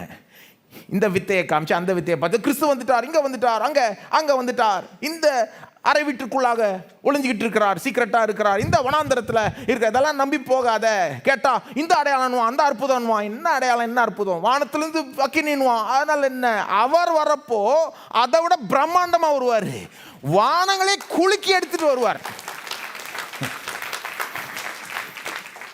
உலகத்தார் தான் இந்த இவனுங்க செய்கிற அடையாளத்தை கண்டு மயங்கணுமே ஒழிய, தேவ ஜனங்கள் இதை பெருசாகவே என்ன வானத்திலிருந்து அக்கினி, அதனால வந்து என்ன பெரியது? இயேசு வரப்போ சூரியனே அந்தகாரப்படுங்க, சந்திரனே ஒளியை கொடாது இருக்கும், நட்சத்திரங்கள் விழும். அடுத்த வாரம் பார்ப்போம் இதை. வானத்தின் சத்துவங்கள், அதாவது இயேசு வரப்போ the sky will go black. அது வந்து அப்படியே இருட்டாயிடும். அப்புறம் மத்தேயுவில் சொல்கிறாரு, இங்கே வராது, மத்தேயுவில் வருது பாருங்க. அவர் சொல்கிறாரு, மின்னல் வர்றது போல, மின்னல் தோன்றது போல நான் வருவேன்றார். நீ இந்த ரூமில் போய் என்னை தேட தேவையில்ல, அந்த வனாந்தரத்தில் போய் தேட. நான் வர்றப்போ சீன் ரொம்ப ஓவராக இருக்கும். இவனுங்க போடுற சீனை விட நான் பெரிய சீனை போடுவேன். இதை பார்த்து நீ மயங்காத. நான் வரப்போ மின்னல், மத்தேயு 24:27 சொல்லப்படுது, மின்னல் கிழக்கிலிருந்து தோன்றி மேற்கு வரைக்கும் பிரகாசிக்கிறது போல மனுஷகுமாரனுடைய வருகை இருக்கும். அப்படின்னா the universe will go black and then like a lightning flash Jesus will appear gloriously.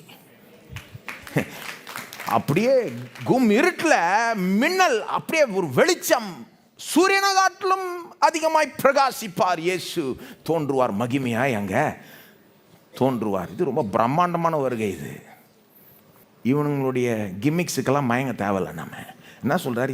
இது அற்பமான இதெல்லாம் பார்த்து மயங்கி விழாத, காத்திரு.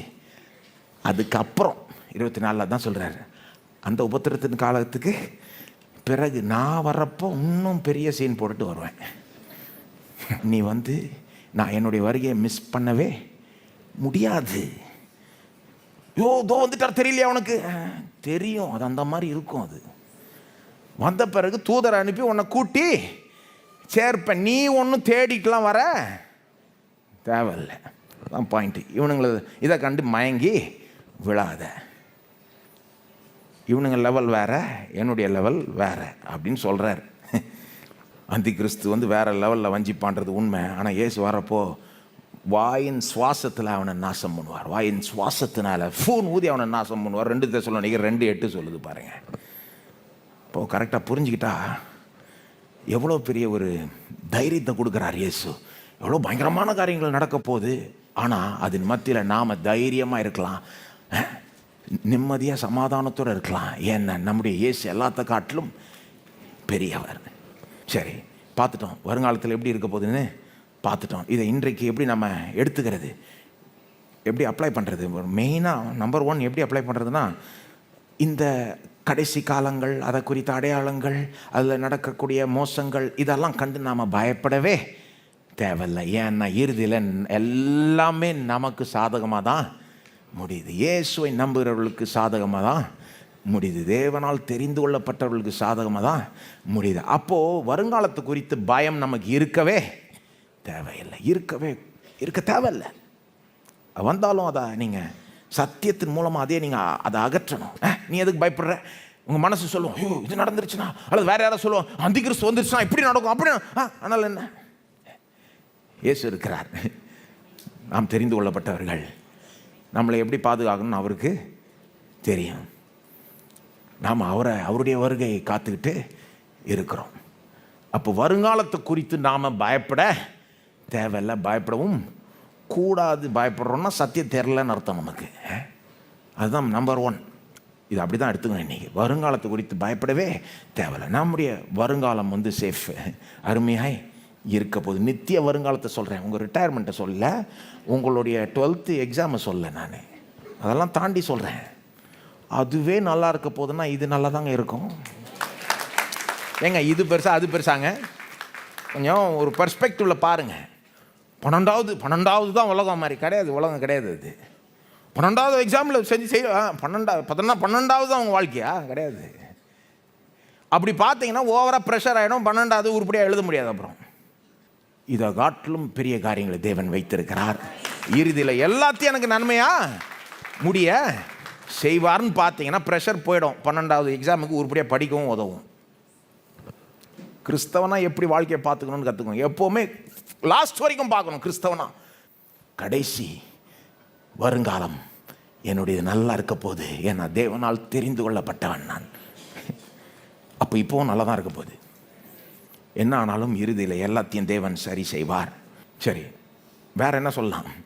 அப்படியே முடிச்சிட்டா சந்தோஷமாக வீட்டுக்கு போயிடுவீங்களா? உங்களை நான் விடுற மாதிரி இல்லை. ஆனால் ஏன்னா வேறு காரியங்களும் சொல்லலான் இருக்கேன். அதாவது வருங்காலத்தில் இப்படி வஞ்சிப்பான், தேவன் இப்படி தப்ப செய்வார். ஆனால் இது எல்லா காலத்துக்குமே இந்த போதனை பொருந்தும். ஏன்னா இன்றைய காலத்துக்கும் பொருந்தும். ஏன்னா இப்படி தான் பிசாசு இன்றைக்கும் வஞ்சிக்கிறான். ஆனால் இந்த மாதிரி தான் தேவன் இன்றைக்கும் தம்முடைய ஜனங்களை காப்பாற்றுகிறார். வஞ்சனையிலிருந்து தப்ப செய்கிறார், விழாமல் தப்ப செய்கிறார். எப்படி தப்ப செய்கிறார்? போதனையின் மூலமாய். எப்படி? போதனையின் மூலமாக. எப்படி? சத்தியத்தின் மூலமாக. எப்படி? வசனத்தை குறித்த போதனையின் மூலமாய் தம்முடைய ஜனங்களை பிசாசின் வஞ்சனையிலிருந்து தப்ப செய்கிறார். பிசாசு இன்றைக்கும் தான் வஞ்சித்துட்டு இருக்கான், என்றைக்குமே தான் வஞ்சிட்டு இருக்கான். ஆனால் தேவன் என்றைக்குமே தம்முடைய ஜனங்களை காப்பாற்ற முயற்சியில் இறங்குகிறார். அதை எப்படி செய்கிறார்னா போதனை கொடுப்பதன் மூலமாகவே. கொஞ்சம் போதிப்போம். சில காரியங்களை சொல்ல விரும்புகிறேன். ஒன்று, இது இன்றைக்கி நம்ம எப்படி அப்ளை பண்ணலாம்? ஒன்று பிசாசனுடைய வல்லமையை கரெக்டாக புரிஞ்சுக்கணும். அதை அண்டர் எஸ்டிமேட் பண்ணக்கூடாது, ஓவர் எஸ்டிமேட்டும் பண்ணக்கூடாது. அதை குறைவாக மதிப்பிட்டக்கூடாது, ஓவராகவும் மதிப்பிட்டக்கூடாது. ஏன்னா குறைவாக மதிப்பிட்டுட்டிங்கன்னா என்ன ஆகிடும்? ஏமாந்துருவீங்க. ஏமாறுறதுக்கு வாய்ப்பு அதிகமாகிடும். பிசாசனுடைய வல்லமையை குறைவாக மதிப்பிட்டுட்டா ஏமாந்துருவீங்க. பிசாசனுடைய வல்லமையை ஓவராக மதிப்பிட்டுட்டிங்கன்னா அவனை கண்டு பயந்துருவீங்க. குறைவாக மதிப்பிட்டுட்டிங்கன்னா ஏமாந்துருவீங்க, ஓவராக மதிப்பிட்டுட்டிங்கன்னா பயந்துருவீங்க. அதனால தான் அவனுடைய வல்லமையை கரெக்டாக புரிஞ்சுக்கணும். பைபிளின் பிரகாரம், சத்தியத்தின் பிரகாரம் கரெக்டாக புரிஞ்சுக்கணும். கொஞ்சம் கரெக்டாக புரிஞ்சுக்க, கொஞ்சம் பார்ப்போம். குறைவாக மதிப்பிடுறதுன்னா என்னங்க? அதாவது இந்த வஞ்சனையை ஏன் வேலை செய்யுதுன்னா, சிலர் மேலே ஏன் வேலை செய்யணும்னா, தேவ ஜனங்கள் கிடையாது, உலகத்தார் மேலே ஏன் வேலை செய்யணும்னா இது இறுதியில் ஏன்னா பிசாசினுடைய வல்லமையை அவங்க குறைவாக மதிப்பிடுறாங்க உலகத்தில். இன்றைக்கி பாருங்கள், மேற்கத்திய நாடுகள்லாம் சிலர் வந்து பிசாசே இல்லைன்னு சொல்லிட்டு இருக்காங்க. எப்படி பிசாசுன்னு எவனோ யாருமே இல்லைன்னு சொல்கிறவங்க நிச்சயமாக வஞ்சனைக்கு விழுவாங்க. ஏன்னா அவங்கள பொறுத்த வரைக்கும் பிசாசுன்னு யாரும் இல்லை, வஞ்சிக்கிறான்னு என்ன வஞ்சிக்கிறான் அதெல்லாம் கிடையாது. இல்லைன்னா அப்புறம் எப்படி வஞ்சிக்கிறது? அப்போ அவங்க ப்ரிப்பேர்டாகவே இருக்க மாட்டாங்க, ஆயத்தமாகவே இருக்க மாட்டாங்க, வஞ்சிக்கப்படுவார்கள். அது மட்டும் இல்லை, கொஞ்சம் ஒரு கடவுள் நம்பிக்கை உள்ளவங்க கூட பொதுவாக அவங்களும் சிலருக்கு பிசாசினுடைய வல்லமையை குறைவாக மதிப்பிடுறதுக்கு சான்ஸ் இருக்குது. அதாவது எப்படி நினைப்பாங்க, அடையாளம் அற்புதம்லாம் பிசாசு செய்யவே முடியாது, அடையாளம் அற்புதம் நடந்தாலே அது எப்படிப்பட்ட அடையாளமாக இருந்தாலும் எப்படிப்பட்ட அற்புதமாக இருந்தாலும் அது வந்து கடவுள் தான் செஞ்சுருக்கணும் அப்படின்னு வெறும் அடையாளம் அற்புதத்தை வச்சு முடிவு பண்ணிடுவாங்க. என்னன்னு, இது கடவுளால் உண்டானது அப்படின்னு சிலர் முடிவு பண்ணுறதுனால வஞ்சிக்கப்படுவாங்க. அவங்கள்ட்ட என்ன பிரச்சனை, பிசாசுடைய வல்லமையை குறைவாக மதிப்பிட்டுட்டாங்க. இது வந்து பிசாசு செய்ய முடியாது, எந்த அடையாளம் எந்த ஒரு இதையும் காமிக்க முடியாதுன்னு நினச்சிட்டாங்க. ஆனால் பைபிள் அப்படியா போதிக்குது? சில உதாரணத்தை கொடுக்க விரும்புகிறேன். இதுக்கு நல்ல உதாரணம் என்னென்னா, மோசே எகிப்து பார்வோனுக்கு முன்னால் போய் சில அடையாளங்களை பண்ணுறார். தெரியல உங்களுக்கு? யாத்திராகமம் 7ஆம் அதிகாரத்தில் தேவன் வந்து மோசே அனுப்புகிறார். பார்வோன்கிட்ட போய் என்னுடைய ஜனங்களை விட்டுவிட சொல்லு, இஸ்ரவேல் ஜனங்க அடிமைகளாக இருக்கிறாங்க எகிப்தில், மோசே அனுப்புகிறார், விட சொல்லு, அவங்கள விடுதலையாக்க சொல்லு அப்படின்னு அனுப்புகிறாரு. மோசே போகிறாரு. மோசே வந்து பார்வோனுக்கு முன்பாக ஒரு அடையாளத்தை பண்ணி காண்பிக்கிறார். என்ன அடையாளம்? தம்முடைய கோலை தரையில் தூக்கி எறிகிறார். அந்த கோல் வந்து சர்ப்பமாய் மாறுது. யாத்திராகமம் 7ஆம் அதிகாரம் 8ஆம் வசனத்திலிருந்து 12ஆம் வசனத்தில் இருக்குது. ஆனால் உங்களுக்கு தெரியுமா, மோசே அதை செஞ்ச பிறகு அந்த பார்வோன் அரண்மனையில் இருக்கிற மந்திரவாதிகளும் அவனுங்க கோலை தூக்கி எறிகிறாங்க, அதுவும் சர்ப்பமாக மாறுது. சிலர் அதை பார்த்து ஐயோ பயந்துட்டு இருப்பாங்க. மோசே செய்கிறத அவனும் செய்கிறான். அது மட்டும் இல்லை, அடுத்த அடையாளம் மோசே செய்ய சொல்கிறார் தேவன். என்னன்னா, நதியின் தண்ணியை ரத்தமாய் மாற்ற சொல்கிறார். இந்த அடையாளத்தெல்லாம் பார்த்த பார்வோன் புரிஞ்சுக்கிட்டோம், இது ஜீவன் உள்ள தேவன் என்று. நதியின் தண்ணியை ரத்தமாக மாற்ற சொல்கிறார். யாத்திராகமம் 7:20-23 அப்படியே நடக்குது. ஆனால் உங்களுக்கு தெரியுமா, அவனுங்களும் அதே மாதிரி கொஞ்சம் மிமிக் பண்ணுறானுங்க, கொஞ்சம் காப்பி பண்ணுறானுங்க, அது மாதிரி ஒரு காரியத்தை செய்கிறானுங்க. வாசித்து பாருங்கள். அதுக்கப்புறம் இன்னொரு அடையாளம், நதிகளிலிருந்து இந்த தவளைகளை வரவழைக்கிறார். மோசே வந்து தேவனுடைய வல்லமையினால் நதிகளிலிருந்து தவளைகளை வரவழைச்சு நாடே நிரப்புது. தவளை, ஒரு தவளை துள்ளினாலே நாம துள்ளுவோம். நாடெங்கும் தவளை இருந்தால் எப்படி இருக்கும் யோசித்து பாருங்க. அப்படியே நாடெங்கும் எல்லாத்துக்கு மேலே எல்லார் மேலே தவளை அப்படியே போயிட்டு இருந்ததுன்னா பெரிய அடையாளம் பாருங்க. ஆனால் உங்களுக்கு தெரியுமா, அவனுங்களும் அந்த அளவுக்கு இல்லை, ஆனால் லேசாக அதை மிமிக் பண்ணுறானுங்க, அந்த மாதிரி செய்கிறானுங்க லேசா. 8ஆம் அதிகாரம் 6-7 ஆகிய வசனங்களை வாசித்து பாருங்க. அப்போது ஏன் இதை சொல்கிறேன்னா, இந்த மாதிரி காரியங்கள் எதுவுமே இந்த மந்திர வித்தை அல்லது இந்த மந்திரவாதிகள் அல்லது பிசாசின் வல்லமையினால் செய்ய முடியாதுன்னு நினச்சிற கூடாது. அப்படி that would be underestimating the power of the devil. பிசாசுடைய வல்லமையை குறைவாக மதிப்பிட்டுருவோம் அப்படி நினச்சா. அப்போ ஏமாறுறதுக்கு வாய்ப்பு உண்டு. ஏன்னா எதை பார்த்தாலும் கடவுள் தான் செஞ்சார்னு நினச்சிப்போம். ஆனால் அதே நேரத்தில் ஓவர் எஸ்டிமேட்டும் பண்ணக்கூடாது. அவன் கொஞ்சம் செய்கிறதுனால எல்லாத்தையும் செய்ய முடியும்னு நினச்சிட கூடாது. ஏதோ கொஞ்சம் லேசாக காப்பி பண்ண முடிஞ்சதுனால தேவன் செய்கிற எல்லாத்தையுமே அவனால் செய்ய முடியும்னு நினச்சிட கூடாது. தேவனுடைய பவருக்கு அவன் கிட்ட நெருங்க முடியும்னு நினச்சிட கூடாது. அதுவும் அதே உதாரணத்தில் வெளிவருது.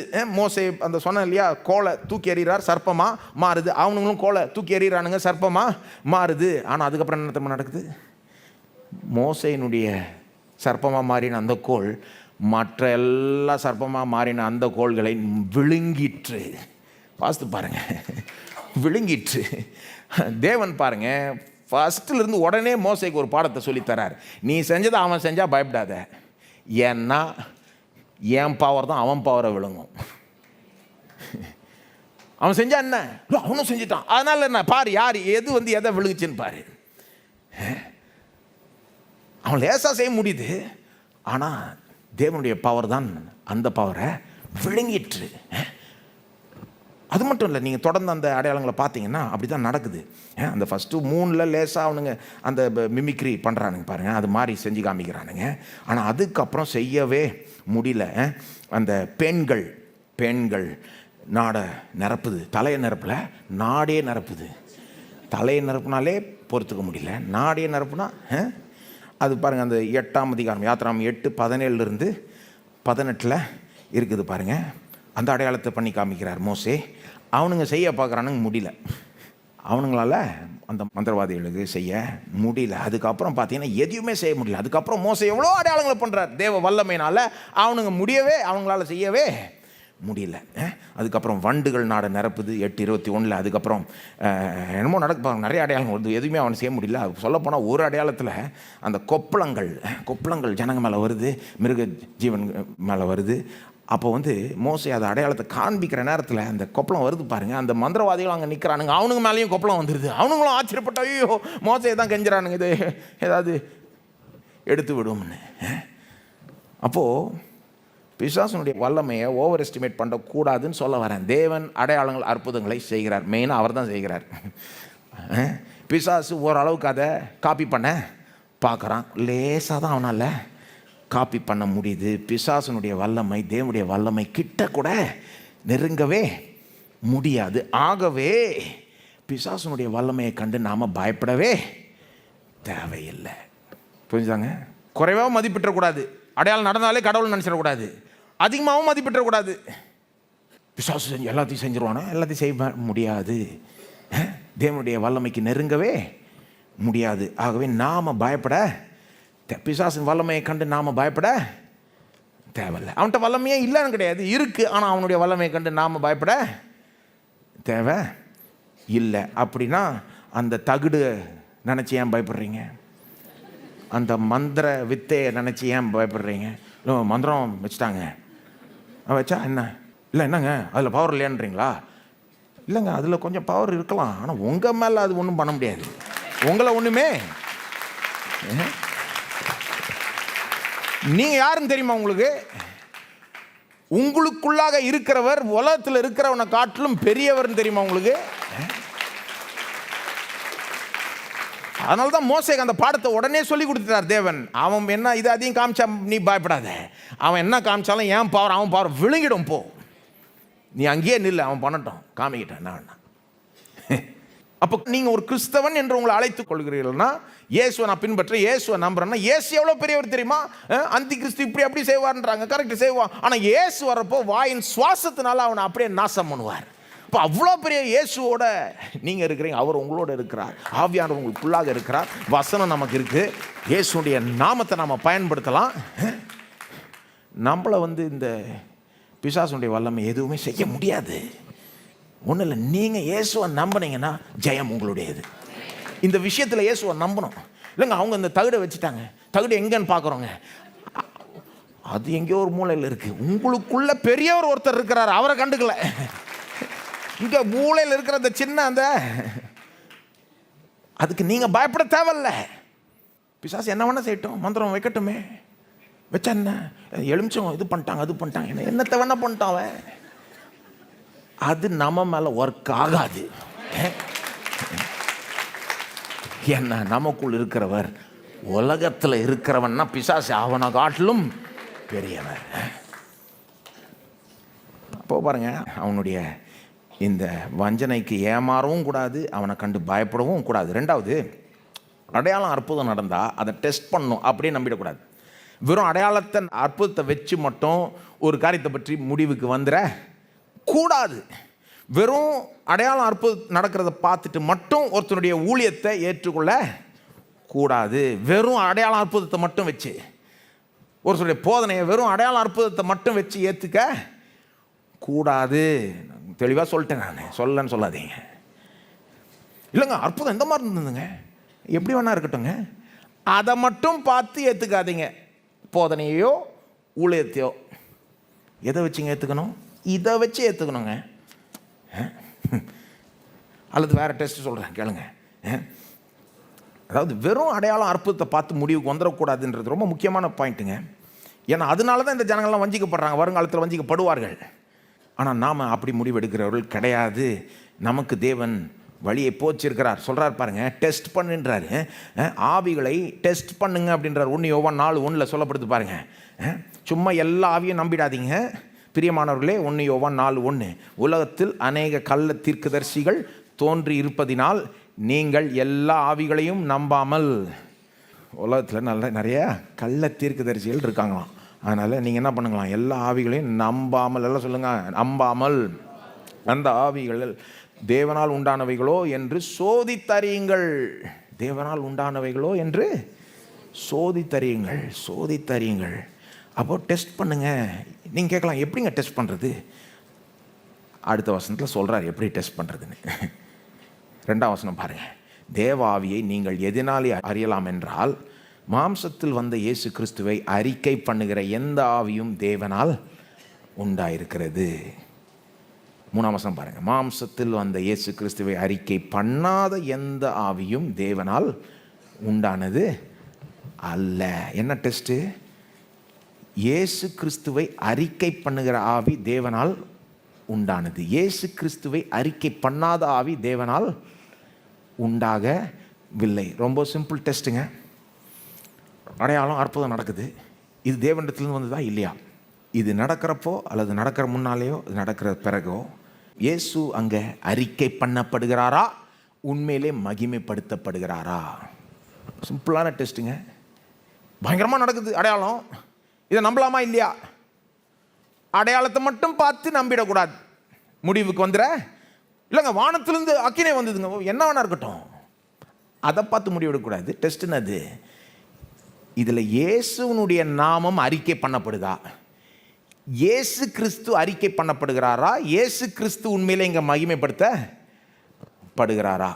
இல்லைன்னா அந்த அடையாளம் எவ்வளோ பெருசாக இருந்தாலும் ஜாகிரதையாக இருக்கணும். இயேசு கிறிஸ்து அறிக்கை பண்ணப்படுகிறாரா?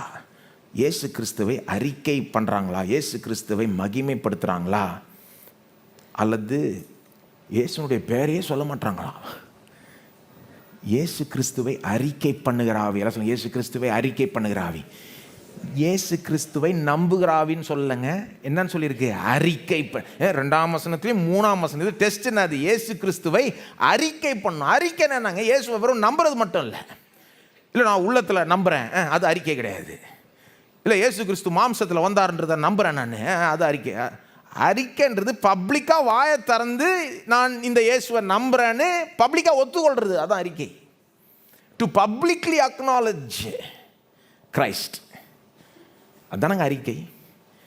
ஒருத்தர் இயேசுனுடைய பேரே சொல்லிக்க மாட்டாங்க பப்ளிக்காக, அதை அங்கீகரிக்கவே மாட்டாங்க, அறிக்கவே பண்ண மாட்டாங்க. அடையாளம் அற்புதம்லாம் நடக்குது அவங்க கையால். கேட்டால் என்ன சொல்கிறாங்க? இல்லை அது நான் உள்ளத்தில் இயேசுவை நம்பிக்கிறேன், ஆனால் அப்படி பப்ளிக்காக அறிக்கை பண்ணுகிற ஆவி. அந்த அடையாளம் அற்புதம் மூலமாய் இயேசு மகிமைப்பட வேண்டும். அப்படி தான் நடந்தது புதிய ஏற்பாட்டில். பேதுரு அடையாளம் அற்புதத்தை செய்கிறப்போ அவர் இயேசுவை மகிமைப்படுத்துகிறார். பவுல் அதை செய்கிறப்போ இயேசுவை மகிமைப்படுத்துகிறார். கள்ள தீர்க்கதரிசிகள் இயேசுவை மகிமைப்படுத்த மாட்டாங்க. இயேசு கிறிஸ்துவை அறிக்கை பண்ணுகிற ஆவி. இயேசு கிறிஸ்து அறிக்கை பண்ணாத ஆவி தேவனால் உண்டானது அல்ல. 3ஆம் வசனம் சொல்லுது அது எந்த ஆவியால் உண்டானதுன்னு. 3ஆம் வசனத்தை வாசித்து பாருங்க, அந்தி கிறிஸ்து ஆவின்னு சொல்லப்பட்டிருக்கு. கிறிஸ்துவை எதிர்க்கிற ஆவிதான் கிறிஸ்துவை மகிமைப்படுத்தாது. இப்போது அறிக்கை பண்ணுறதுனா என்னங்க? அதான் சொன்னேன், நம்புறது மட்டும் இல்லை, வாயை திறந்து பப்ளிக்காக சொல்லுவது, இயேசுவை நான் நம்புகிறேன், இயேசுனுடைய வல்லமைனால தான் இது நடக்குது அப்படின்னு ஒத்துக்கொள்வது. இயேசு தேவகுமாரன், இயேசு மேசியா, இயேசு தேவன், அவரை நான் நம்புகிறேன் அப்படின்லாம் பப்ளிக்காக வாயை திறந்து சொல்லுவது, அதான் அறிக்கை. ஆனால் வெறும் வாயை திறந்து சொல்கிறது மட்டும் கிடையாது. இயேசு யார், அவர் தேவனாக இருக்கிறார், தேவகுமாரனாக இருக்கிறார், வெறும் வாயை திறந்து சொல்கிறது மட்டும் கிடையாது, அதையும் தாண்டினது. இயேசு கிறிஸ்துவை அறிக்கை பண்ணுறதுனா புதிய ஏற்பாட்டில் அது ரொம்ப ஆழமான ஒரு கான்செப்ட். நாம் அதை நீங்கள் லேஸில் எடுத்துக்கிறோம். இயேசு ஆண்டவர்னு அறிக்கை பண்ணிட்டு இயேசு உள்ளத்துக்குள்ளே வந்துடுவார். சிலர் அது ரொம்ப அப்படியே லேஸில் பண்ணிடுறோம். அதில் இயேசு ஆண்டவராக அறிக்கை பண்ணுறது எவ்வளோ பெரிய விஷயம் தெரியுமா? இன்றைக்கி சில நேரம் அதனுடைய அருமை நமக்கு ஏன் தெரிலன்னா, சும்மா ஈஸியாக இயேசுவே ஆண்டவர் அப்படின்னு தியரட்டிக்கலாக சொல்லலாம். ஆனால் பைபிள் சொல்லுது ஆவியானவர் உதவி இல்லாமல் யாருமே அப்படி சொல்ல முடியாதுன்னு. தெரியுமா உங்களுக்கு? 1 கொரிந்தியர் 12ஆம் அதிகாரத்தில் ஆவியானவர் உதவி இல்லாமல் இயேசுவே கர்த்தர்னு யாருமே சொல்ல முடியாது. ஏன்னா அதை உண்மையிலே ஒருத்தர் சொல்கிறாங்கன்னா அதில் ஒரு பெரிய அர்த்தமே அடங்கி இருக்கு. சும்மா வாய்ப்பேச்சில் சொல்கிறாங்கன்னு மட்டும் இல்லை. 1ஆம் நூற்றாண்டில் ஒருத்தர் இயேசுவே ஆண்டவர்னு சொன்னால் அதனால சாகடிக்க கூட படலாம், உபத்திரப்படுத்தப்படலாம். அந்த 2 வார்த்தைனால, இயேசுவே ஆண்டவர்னு சொல்கிறதுனால. இயேசுவே ஆண்டவர்னு சொல்கிறதுல வெறும் பப்ளிக்காக அப்படி ஒத்துக்கொள்கிறது மட்டும் இல்லை பாருங்கள். ஸோ அறிக்கை என்னது? வெறும் நம்புறது இல்லை, வாயை திறந்து பப்ளிக்காக ஒத்துக்கொள்கிறது, இயேசுவை அறிக்கை பண்ணுறது. ஆனால் வெறும் வாயை திறந்து பப்ளிக்காக சொல்கிறது மட்டும் இல்லை. ஏன் தெரியுமா? ஏன்னா பிசாசும் பப்ளிக்காக சொல்கிறான். ஏன் ஞாபகம் இருக்கா? இயேசு சில பிசாசுகளை விரட்டுறப்போ சில பிசாசுகள் கத்தும், நீர் தேவகுமாரன், நீர் தேவனுடைய பரிசுத்தம் உள்ளவர் அப்படின்னு. யார் எது கத்தும்? பிசாசு. மனிதர்கள்லாம் சும்மா இருப்பானுங்க, பிசாசு வந்து இந்த மாதிரி கத்திக்கிட்டு இருக்கோம். ஞாபகம் இருக்கா இல்லையா உங்களுக்கு? அல்லது ஒரு வசனவாசி லூக்கா 4:41. பிசாசுகளும் இயேசு பிசாசை விரட்டுறப்போ அநேக நேரம் பிசாசு வாயை திறந்து பப்ளிக்காக சொல்லுங்க, இயேசுவே ஆண்டவர்ன்ற மாதிரி சொல்லும். கிட்டத்தட்ட அந்த மாதிரி இருக்கும் அந்த வார்த்தைகள். பாருங்க, இதை ஏன் சொல்கிறேன்னா, வெறும் வாய்ப்பேச்சை வச்சு மட்டும் நம்பிடக்கூடாது, வஞ்சிக்கப்பட கூடாது. லூக்கா 4:41. பிசாசுகளும் நீர் தேவனுடைய குமாரனாகிய கிறிஸ்து என்று சத்தமிட்டு, எல்லாம் சொல்லுங்க, சத்தமிட்டு. பிசாசுகள் சத்தமிட்டு தான் என்னன்னு, நீர் தேவனுடைய குமாரனாகிய கிறிஸ்து என்று சத்தமிட்டு அநேகரை விட்டு புறப்பட்டது. அவரை கிறிஸ்து என்று பிசாசுகள் அறிந்திருந்தபடியால், அறிந்திருந்தபடியால் அவர் அவைகளை பேச ஒட்டாமல் அதட்டினார். அப்போ பிசாசுகளுக்கு தெரியுது, ஜனங்களுக்கு தெரியாது, பிசாசுகளுக்கு தெரியுது. இயேசு இந்த பூமியில் இருக்கிறப்போ இவர் வந்து தேவ குமாரன், இவர் மேசியா, இவர் உலக ரட்சகர் தெரியுதுன்றது மட்டும் இல்லை, சத்தமாக சொல்லுது பப்ளிக்கா, நீர் தேவனுடைய குமாரனாகிய கிறிஸ்து. அதே வார்த்தையில தான் பேதுரு சொன்னார். ஞாபகம் இருக்கா? இயேசு பேதுருட்ட கேட்டார், நான் யார் என்று நீங்கள் ஜனங்க சொல்கிறாங்க. அப்போ சீஷர்கள்லாம் சொன்னாங்க, சிலர் உங்களை தீர்க்கதரிசின்றாங்க, எரேமியான்னு சொல்கிறாங்க. அப்போ இயேசு சொன்னார், சரி அவங்க சொல்கிறது இருக்கட்டும், நீங்கள் என்னை பற்றி என்ன நினைக்கிறீங்க, நான் யாருன்னு நீங்கள் சொல்கிறீங்கன்னு சொல்கிறப்போ பேதுரு சொல்கிறாரு, நீர் தேவனுடைய குமாரனாகிய கிறிஸ்து, ஜீவனுள்ள தேவனுடைய குமாரனாகிய கிறிஸ்து. இயேசு என்ன சொன்னார் பேதுருவை பார்த்து, நீ பாக்கியவான், மாம்சமும் ரத்தமும் உனக்கு இதை வெளிப்படுத்தலை, என்னுடைய பிதா வந்து உனக்கு இதை வெளிப்படுத்தியிருக்கிறார். ஆனால் பேதுரு சொன்ன அதே வார்த்தைகளை தான் பிசாசுகள் சொல்லுது. கவனிச்சிங்களா இல்லையா? நீர் தேவனுடைய குமாரனாகிய. பிசாசு அறிக்கை பண்ணிச்சுன்னு சொல்ல முடியுமா? ஏசு பிசாசை பார்த்து என்ன சொன்னார்? நீ பாக்கியவான்னா சொன்னார்.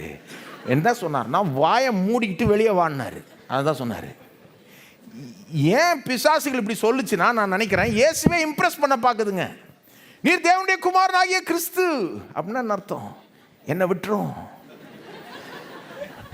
சிலர் வந்து கொஞ்சம் சிலரை உயர்த்தி பேசினா அவங்க மயங்கிடுவாங்க. சரி தொடர்ந்து பேசு, நல்லா இருக்கு காது கேட்கறது. பிசாசு அந்த ஸ்ட்ராட்டஜி இயேசுகிட்ட ஃபாலோ பண்ணுற மாதிரி தெரியுது. நீர் தேவனுடைய குமாரனாகிய கிறிஸ்துன்னு கேட்டால் அவர் மயங்கிடுவார்னு நினச்சிதான் என்னன்னு தெரில. அவர் அதெல்லாம் பார்த்து மயங்குறவர் கிடையாது, கேட்டு மயங்குறவர் கிடையாது. வாயை மூடுன்றார். உன்னுடைய அங்கீகரிப்பு எனக்கு தேவை கிடையாது, ஏன்னா சும்மா இது வாய்ப்பேச்சு, வாயை மூடிக்கிட்டு வெளியே வான்றார். வார்த்தைகள் அதே இது, பேதுருடைய வார்த்தைகளும் பிசாசுடைய வார்த்தைகளும் அதே இது.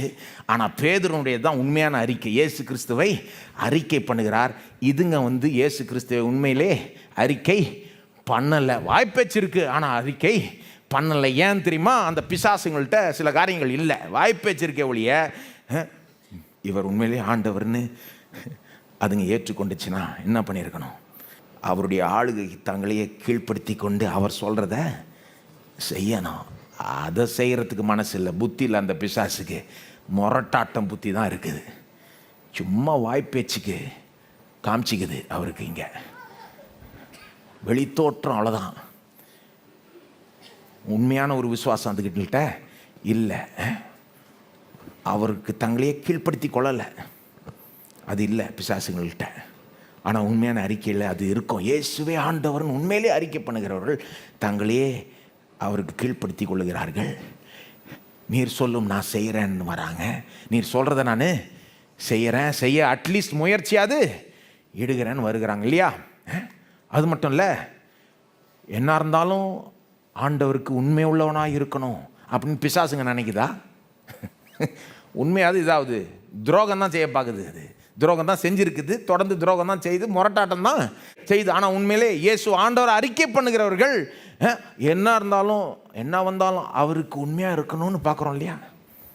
இயேசு கிறிஸ்துவ அறிக்கை பண்ணுறதுனா உண்மையான அறிக்கைங்க. அப்படின்னா உண்மையிலே நம்புகிறோம், அந்த நம்பிக்கையை பப்ளிக்காக தெரியப்படுத்துகிறோம், பப்ளிக்காக வாயை திறந்து ஒத்துக்கொள்கிறோம். நான் இயேசுவை நம்புகிறேன், அவர் வந்தார் நம்புகிறேன், அவர் இதெல்லாம் செஞ்சார் நம்புகிறேன், அவர் தான் தேவன் தேவகுமாரன் நம்புகிறேன்னு சொல்கிறது மட்டும் இல்லை, நாம் அவருடைய ஆளுகைக்கு நம்மளை கீழ்ப்படுத்தி கொள்கிறோம்.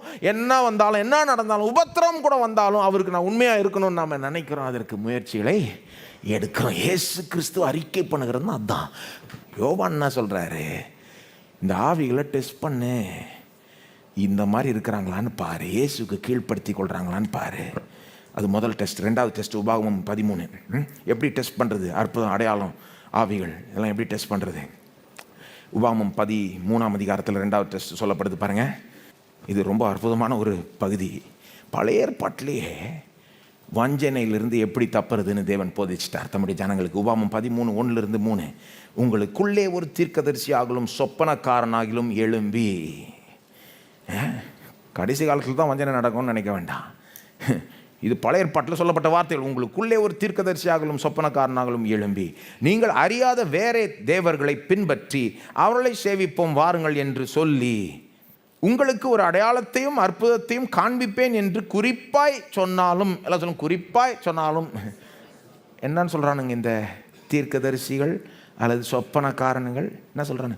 உனக்கு அடையாளம் பண்ணி காமிக்கிறேன், பார் வார் வா இங்கே பார் பண்ணி காமிக்கிறேன் அப்படின்றான். சொன்னாலும் அடுத்தது அவன் சொன்ன அடையாளமும் அற்புதமும் நடந்தாலும், எல்லாம் சொல்லுங்க நடந்தாலும், பண்ணி காமிக்கிறேன்னு சொன்னாலும் அதை பண்ணி காமிச்சாலும் அது நடந்தாலும், நடந்தால் நம்பிடுன்னு சொல்கிறாரா? பாருங்கள் 3ஆம் வசனம். அந்த தீர்க்கதரிசியாகிலும் அந்த சொப்பனக்காரனாகிலும் சொல்லுகிறவைகளை கேளாதிருப்பீர்களாக. கேளாதிருப்பீர்களாக. அவன் அற்புதம் அடையாளத்தை பண்ணி காமிச்சா கூட நீ அவன் சொல்கிறத கேட்காத.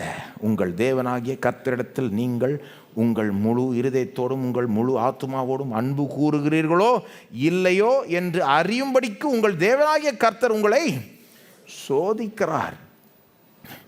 யாரை பற்றி பேசுது? இந்த எப்படிப்பட்ட தீர்க்கதரிசிகள், சொப்பனக்காரங்கள் இவங்க என்ன பண்ணுறாங்க?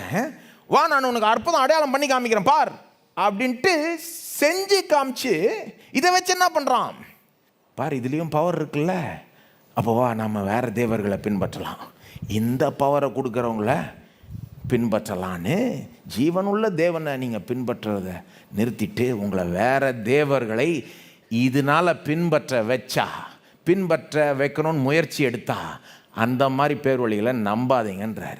ஏற்று கொள்ளாதீங்க. அதுதானே சொல்கிறாரு 2ஆம் வசனத்தில். நீங்கள் அறியாத வேற தேவர்களை பின்பற்றி அவர்களை சேவிப்போம் வாருங்கள் என்று சொல்லி அற்புதம் அடையாளம் பண்ணி காமிக்கிறான்னா, அவன் என்ன அடையாளம் பண்ணாலும் நீ அவன் சொல்கிற பேச்ச கேட்காத. இல்லை அடையாளம் அவ்வளோ சூப்பராக இருந்தது, அது என்ன வேணால் கிடக்கட்டும். அடையாளத்தை வைத்து கொண்டு வேறு தேவர்களை பின்பற்றலாம் வான்னு, வேறு தேவர்களை நம்பலாம் வா, வேறு தேவர்களை சேவிக்கலாம் வான்னு நியாயப்படுத்தினா அது தப்பான தேவனால் உண்டான அடையாளமே கிடையாது. அதை பின்பற்றாதன்னு கேட்காதன்னு மட்டும் இல்லை, 5ஆம் வசனத்தில் அவனுக்கு என்ன தண்டனை கொடுக்கணும்னு சொல்கிறாரு. அந்த மாதிரி செஞ்சவனுக்கு, அந்த தீர்க்கதரிசிக்கு, அந்த சொப்பனக்காரனுக்கு எப்படிப்பட்ட தண்டனை கொடுக்கப்படணும் 5ஆம் வசனம் சொல்லுது. நான் வாசிக்க விரும்பல, நீங்கள் வாசித்துக்கோங்க. லேசான காரியம் கிடையாது. பாருங்கள், ஜனங்க அடையாளத்தை வச்சு முடிவு எடுக்கிறது தப்பு. அது வெறும் அடையாளத்தை வச்சு முடிவு எடுக்கக்கூடாது, வேறு க்ரைட்டீரியா இருக்குங்க. இந்த அடையாளம் இயேசுவை இன்னும் நல்லா பின்பற்ற வைக்குதா? சூப்பர். இந்த அடையாளத்தினால நீங்கள் இயேசு இன்னும் நல்லா சேவிக்கிறீங்களா? சூப்பர். இந்த அடையாளத்தினால நீங்கள் இயேசு இன்னும் நல்லா அன்பு கூறுறீங்களா? சூப்பர். இந்த அடையாளம் இயேசு விட்டு உங்களை தூரமாக கொண்டு போதா? ஜாக்கிரதை. சிம்பிள். 2 டெஸ்ட். சரி, கடைசியாக இதை சொல்ல விரும்புகிறேன். த மோஸ்ட் பவர்ஃபுல் டெஸ்ட் பண்ண சொன்னேன். ஃபஸ்ட் என்ன பண்ணோம்? பிசாசுடைய வல்லமையை குறைவாகவும் மதிப்பிட்டக்கூடாது, ஓவராகவும் மதிப்பிட்டக்கூடாது. 2வது என்ன சொன்னோம்? அற்புதம் அடையாளத்தை பார்த்தா டெஸ்ட் பண்ணணும், வெறும் அதை வச்சு மட்டும் நம்பிடக்கூடாது. 3வது இப்போ நான் கடைசியாக சொல்ல போகிறது ரொம்ப முக்கியமான காரியம், ரொம்ப ஈஸியான காரியம் கூட, சிம்பிளான காரியம். The most powerful effective ways to escape deception. வஞ்சனை, பிசாசுடைய வஞ்சனை, சத்துருடைய வஞ்சனையை தப்பிக்கிறதற்கு மிக எஃபெக்டிவான வழி என்ன தெரியுமா? 2 சொல்கிறேன். இதையும் தாண்டி சொல்லலாம், ஆனால் இன்னைக்கு இது 2 ரொம்ப பொருத்தமானது. No the truth, love the truth. எப்படிங்க பிசாசுடைய வஞ்சனையிலேருந்து தப்பலாம்? வருங்காலத்தில் மட்டும் இல்லை, இன்றைக்கும் கூட சத்தியத்தை அறிந்து கொள்ள வேண்டும், சத்தியத்தை நேசிக்க வேண்டும், ஆசைப்பட வேண்டும், சத்தியத்தின் மேல் ஆர்வம் இருக்க வேண்டும். நோ த ட்ரூத், எல்லாம் சொல்லுங்க, no the truth, love the truth. சத்தியத்தை அறிந்து கொள்ளணும், சத்தியத்தை நேசிக்கணும். இவ்வளோ நேரம் நான் என்னங்க பண்ணிகிட்டு இருக்கேன்? சத்தியத்தை உங்களுக்கு போதிக்கிறேன். புட்டு வைக்க பார்த்தேன். இதை டீட்டெயிலாக விவரமாக உங்களுக்கு எடுத்து சொல்ல பார்த்தேன். அதுக்கு தான் இவ்வளோ டைம் ஆச்சு. ஏன்?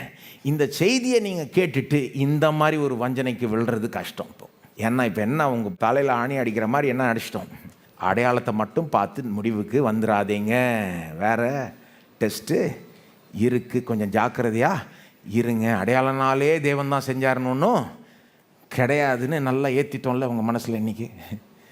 அப்போது இந்த மாதிரி பிசாசானவன் வஞ்சிக்க பார்த்தானா நீங்கள் அப்போ கொஞ்சம் ஜாக்கிரதையாக இருப்பீங்க இல்லையா? இதுக்கு அநேகமாக விழமாட்டீங்க இல்லையா? ஏன்னா இந்த செய்தியை கேட்டதுனாலே அப்படிப்பட்ட வஞ்சனைக்கு நீங்கள் ஆளாக, அப்படிப்பட்ட வஞ்சனைக்கு நீங்கள் விழமாட்டீங்கன்னு நினைக்கிறேன். அப்படி விழுந்துட்டீங்கன்னா ஒருவேளை இன்றைக்கி தூங்கிட்டு இருந்தீங்கன்னு அர்த்தம். அதுவும் இருக்கலாம். சத்தியத்தை தெரிஞ்சுக்கிட்டாலே பிசாசு உங்களை வஞ்சிக்க முடியாது. சத்தியம் தெரியாதவர்கள் தான் அவன் வஞ்சிக்க முடியும். சத்தியத்தை தெரிஞ்சவர்கள்ட்ட போய் பேசினா நம்ம போய் கண்டுபிடிச்சோம், சொல்லி கொடுத்துட்டாங்க எங்களுக்கு அப்படின்னு வைங்க. நீ இந்த மாதிரியும் வருவேன்னு எங்களுக்கு, எதிர்பாராத விதத்துலேயும் வருவேன்னு எங்களுக்கு தெரியும். அப்போது சத்தியத்தை தெரிஞ்சுக்கணும். தெரிஞ்சாலே, இதை பற்றி கொஞ்சம் ஓரளவுக்கு தெரிஞ்சாலே இதுலேருந்து கொஞ்சம் தப்பிக்கலாம் பாருங்கள். ஆனால் சத்தியத்தை தெரிஞ்சுக்கிட்டா பத்தாது. It's not enough to know the truth, you have to love the truth. சத்தியத்தை நேசிக்கணும். ஏன் தெரியுமா? சத்தியத்தை நேசிக்கிறவங்க தான் சத்தியத்தை நாடுவாங்க, தேடுவாங்க, சத்தியத்தை தெரிஞ்சுப்பாங்க. ரொம்ப சிம்பிளுங்க. சத்தியத்தை விரும்புகிறவங்க தான் சத்தியத்தை நாடி தேடி சத்தியத்தை தெரிஞ்சுப்பாங்க. அவங்க தான் இந்த வஞ்சனைக்கு விழ மாட்டாங்க. ஏன் இன்றைக்கு பிசாசனுடைய வஞ்சனைக்கு ஜனங்க விழுகிறார்கள்? ஏன் என்றைக்கோ பிசாசனுடைய வஞ்சனைக்கு விழுகிறார்கள்னா அவங்களுக்கு சத்தியம் தெரியல. ஏன் சத்தியம் தெரியல? முக்கியமான விஷயம் இது. ஏன் சத்தியம் தெரியல? வெறும் அவங்களுக்கு சொல்லப்படலைன்றது மட்டும் இல்லை, அதை விட ஆழமான காரணம் இருக்கு. யாரும் சொல்லலைங்க. Why don't they know the truth? It's not just because they don't have access to the truth. அவங்களுக்கு சத்தியம் போய் சேரலன்னு மட்டும் இல்லை, யாரும் சொல்லன்னு மட்டும் இல்லை, நிறைய ஜனங்க சத்தியத்தையே விரும்பலை. விரும்பாததுனால தெரியல, தெரியாததுனால வஞ்சனைக்கு விழுகிறார்கள். இன்றைய உலகத்தில் யாருமே சொல்ல முடியாது, எனக்கு சத்தியம் கிடைக்கிறதுக்கு வாய்ப்பே கிடையாதுன்னு யாருமே சொல்ல முடியாது. இன்றைய உலகத்தில் அப்படி இன்னைக்கு வஞ்சனையின் காலமாக இருக்கலாம், ஆனால் அதே நேரத்தில் சத்தியத்தின் காலமும் இது. ஆங்கிலத்தில் ஒரு பாட்டு பாடுறோம் பாருங்க. These are the days of Elijah declaring the word of the Lord. எங்கே பார்த்தாலும் தேவ வசனம் போதிக்கப்படுது. அட்லீஸ்ட் கொஞ்சம் பேராது இதில் நல்லா போதிக்கிறாங்களா? அதை ஒன்றும் இல்லைங்க. எதாவது பற்றி தெரிஞ்சுக்கணும்னா, பைபிள்னு தெரிஞ்சுக்கணும்னா கூட கொஞ்சம் எல்லாம் கூகுள் அடிச்சா என்னத்தையாவது பார்ப்பீங்க. எல்லாத்தையும் நம்பிடாதீங்க, சொல்கிறேன். சத்தியம் தெரிஞ்சுக்கணும்னு விரும்பினா எதையாவது கண்டுபிடிப்பீங்க இல்லையா? தேடுகிறவர்கள் கண்டடைவார்கள், விரும்புகிறவர்கள் தேடுவார்கள், தேடுகிறவர்கள் கண்டடைவார்கள். ஏன் நிறைய பேருக்கு சத்தியம் தெரியலன்னா சத்தியத்தை தெரிஞ்சுக்க விரும்பல அவங்க. ஒன்றும் இல்லைங்க. இன்றைக்கி சாட் ஜிபிடியில் போய் பிசாசின் வஞ்சனையிலிருந்து எப்படி தப்பலாம், பைபிள் என்ன போதிக்குது இதை பற்றி அடிச்சிங்கன்னா அது சொல்லும். இப்போ இப்படி போதிக்குது பைபிள் இல்லை, எல்லாத்தையும் நம்பிடாதீங்க, ஆனால் ஓரளவுக்கு சொல்லுன்றேன். அப்போ எதையாவது நீங்கள் தெரிஞ்சுக்கணுன்னா யாருக்குமே சாக்கு போக்கு சொல்ல இடமே இல்லை, தெரிஞ்சுக்கலாம். ஏன் அப்போது ஜனங்களுக்கு சத்தியம் தெரில? நிறைய பேருடைய பிரச்சனை என்னென்னா சத்தியத்தை தெரிஞ்சுக்க விரும்பலை. கிறிஸ்தவ வட்டாரங்கள்லே சில நேரம் எதை விரும்புகிறாங்க? உங்களை சொல்ல பொதுவாக சொல்கிறேன். கிறிஸ்தவ வட்டாரங்கள்லேயே எதை விரும்புகிறாங்க? ஒரு நகைச்சுவையை விரும்புகிறாங்க. சபைக்கு போனால் கூட எதை விரும்புகிறாங்க? கொஞ்சம் அப்படியே ஒரு என்டர்டெயின்மெண்ட்டாக இருக்கணுங்க. நேரம் போகிறது அப்படியே அப்படி இருக்கிறாங்க. சிலர் நகைச்சுவை விரும்புகிறாங்க, காமெடி, கொஞ்சம் ஆட்டம் பாட்டம் இதெல்லாம் கொஞ்சம் அப்படி இருந்தால் அப்படியே ஜோக் அடிச்சுக்கிட்டே கொண்டு போங்க, அப்படியே ஒரு காமெடியாக போங்க. அப்படி சிலருடைய விருப்பம். இன்னொரு கூட்டம் எப்படி இருக்குது? ஒரு பவரை காமிங்க அப்படின்னு. ஒரு கூட்டம் என்னது? ஒரு என்டர்டெய்னிங்காக பண்ணுங்க. இன்னொரு கூட்டம் என்னது? ஒரு பவரை காமிங்க, அற்புதம், அடையாளம் எங்கங்க, எதாவது காமிங்க, எதாவது காமிச்சா தானேங்க வருவாங்க. இந்த வசனத்தை பாருங்க, அந்த வார்த்தையை பாருங்க அப்படின்னா என்னங்க? சத்தியத்தை விரும்பலை, நகைச்சுவையை விரும்புகிறார்கள், அடையாளம் அற்புதத்தை விரும்புகிறார்கள். சத்தியத்தை விரும்பாதனால சத்தியம் இல்லை, தெரிஞ்சுக்காதனால வஞ்சிக்கப்படுவார்கள். இதை வேதமே போதிக்குது கேளுங்க. 2 தெசலோனிக்கேயர் 2:9 பவுல் 2:9-10 இதை நான் நிச்சயமாக வாசிக்கணும். ஏன்னா இதை வாசித்து முடிப்போம் பாருங்கள்.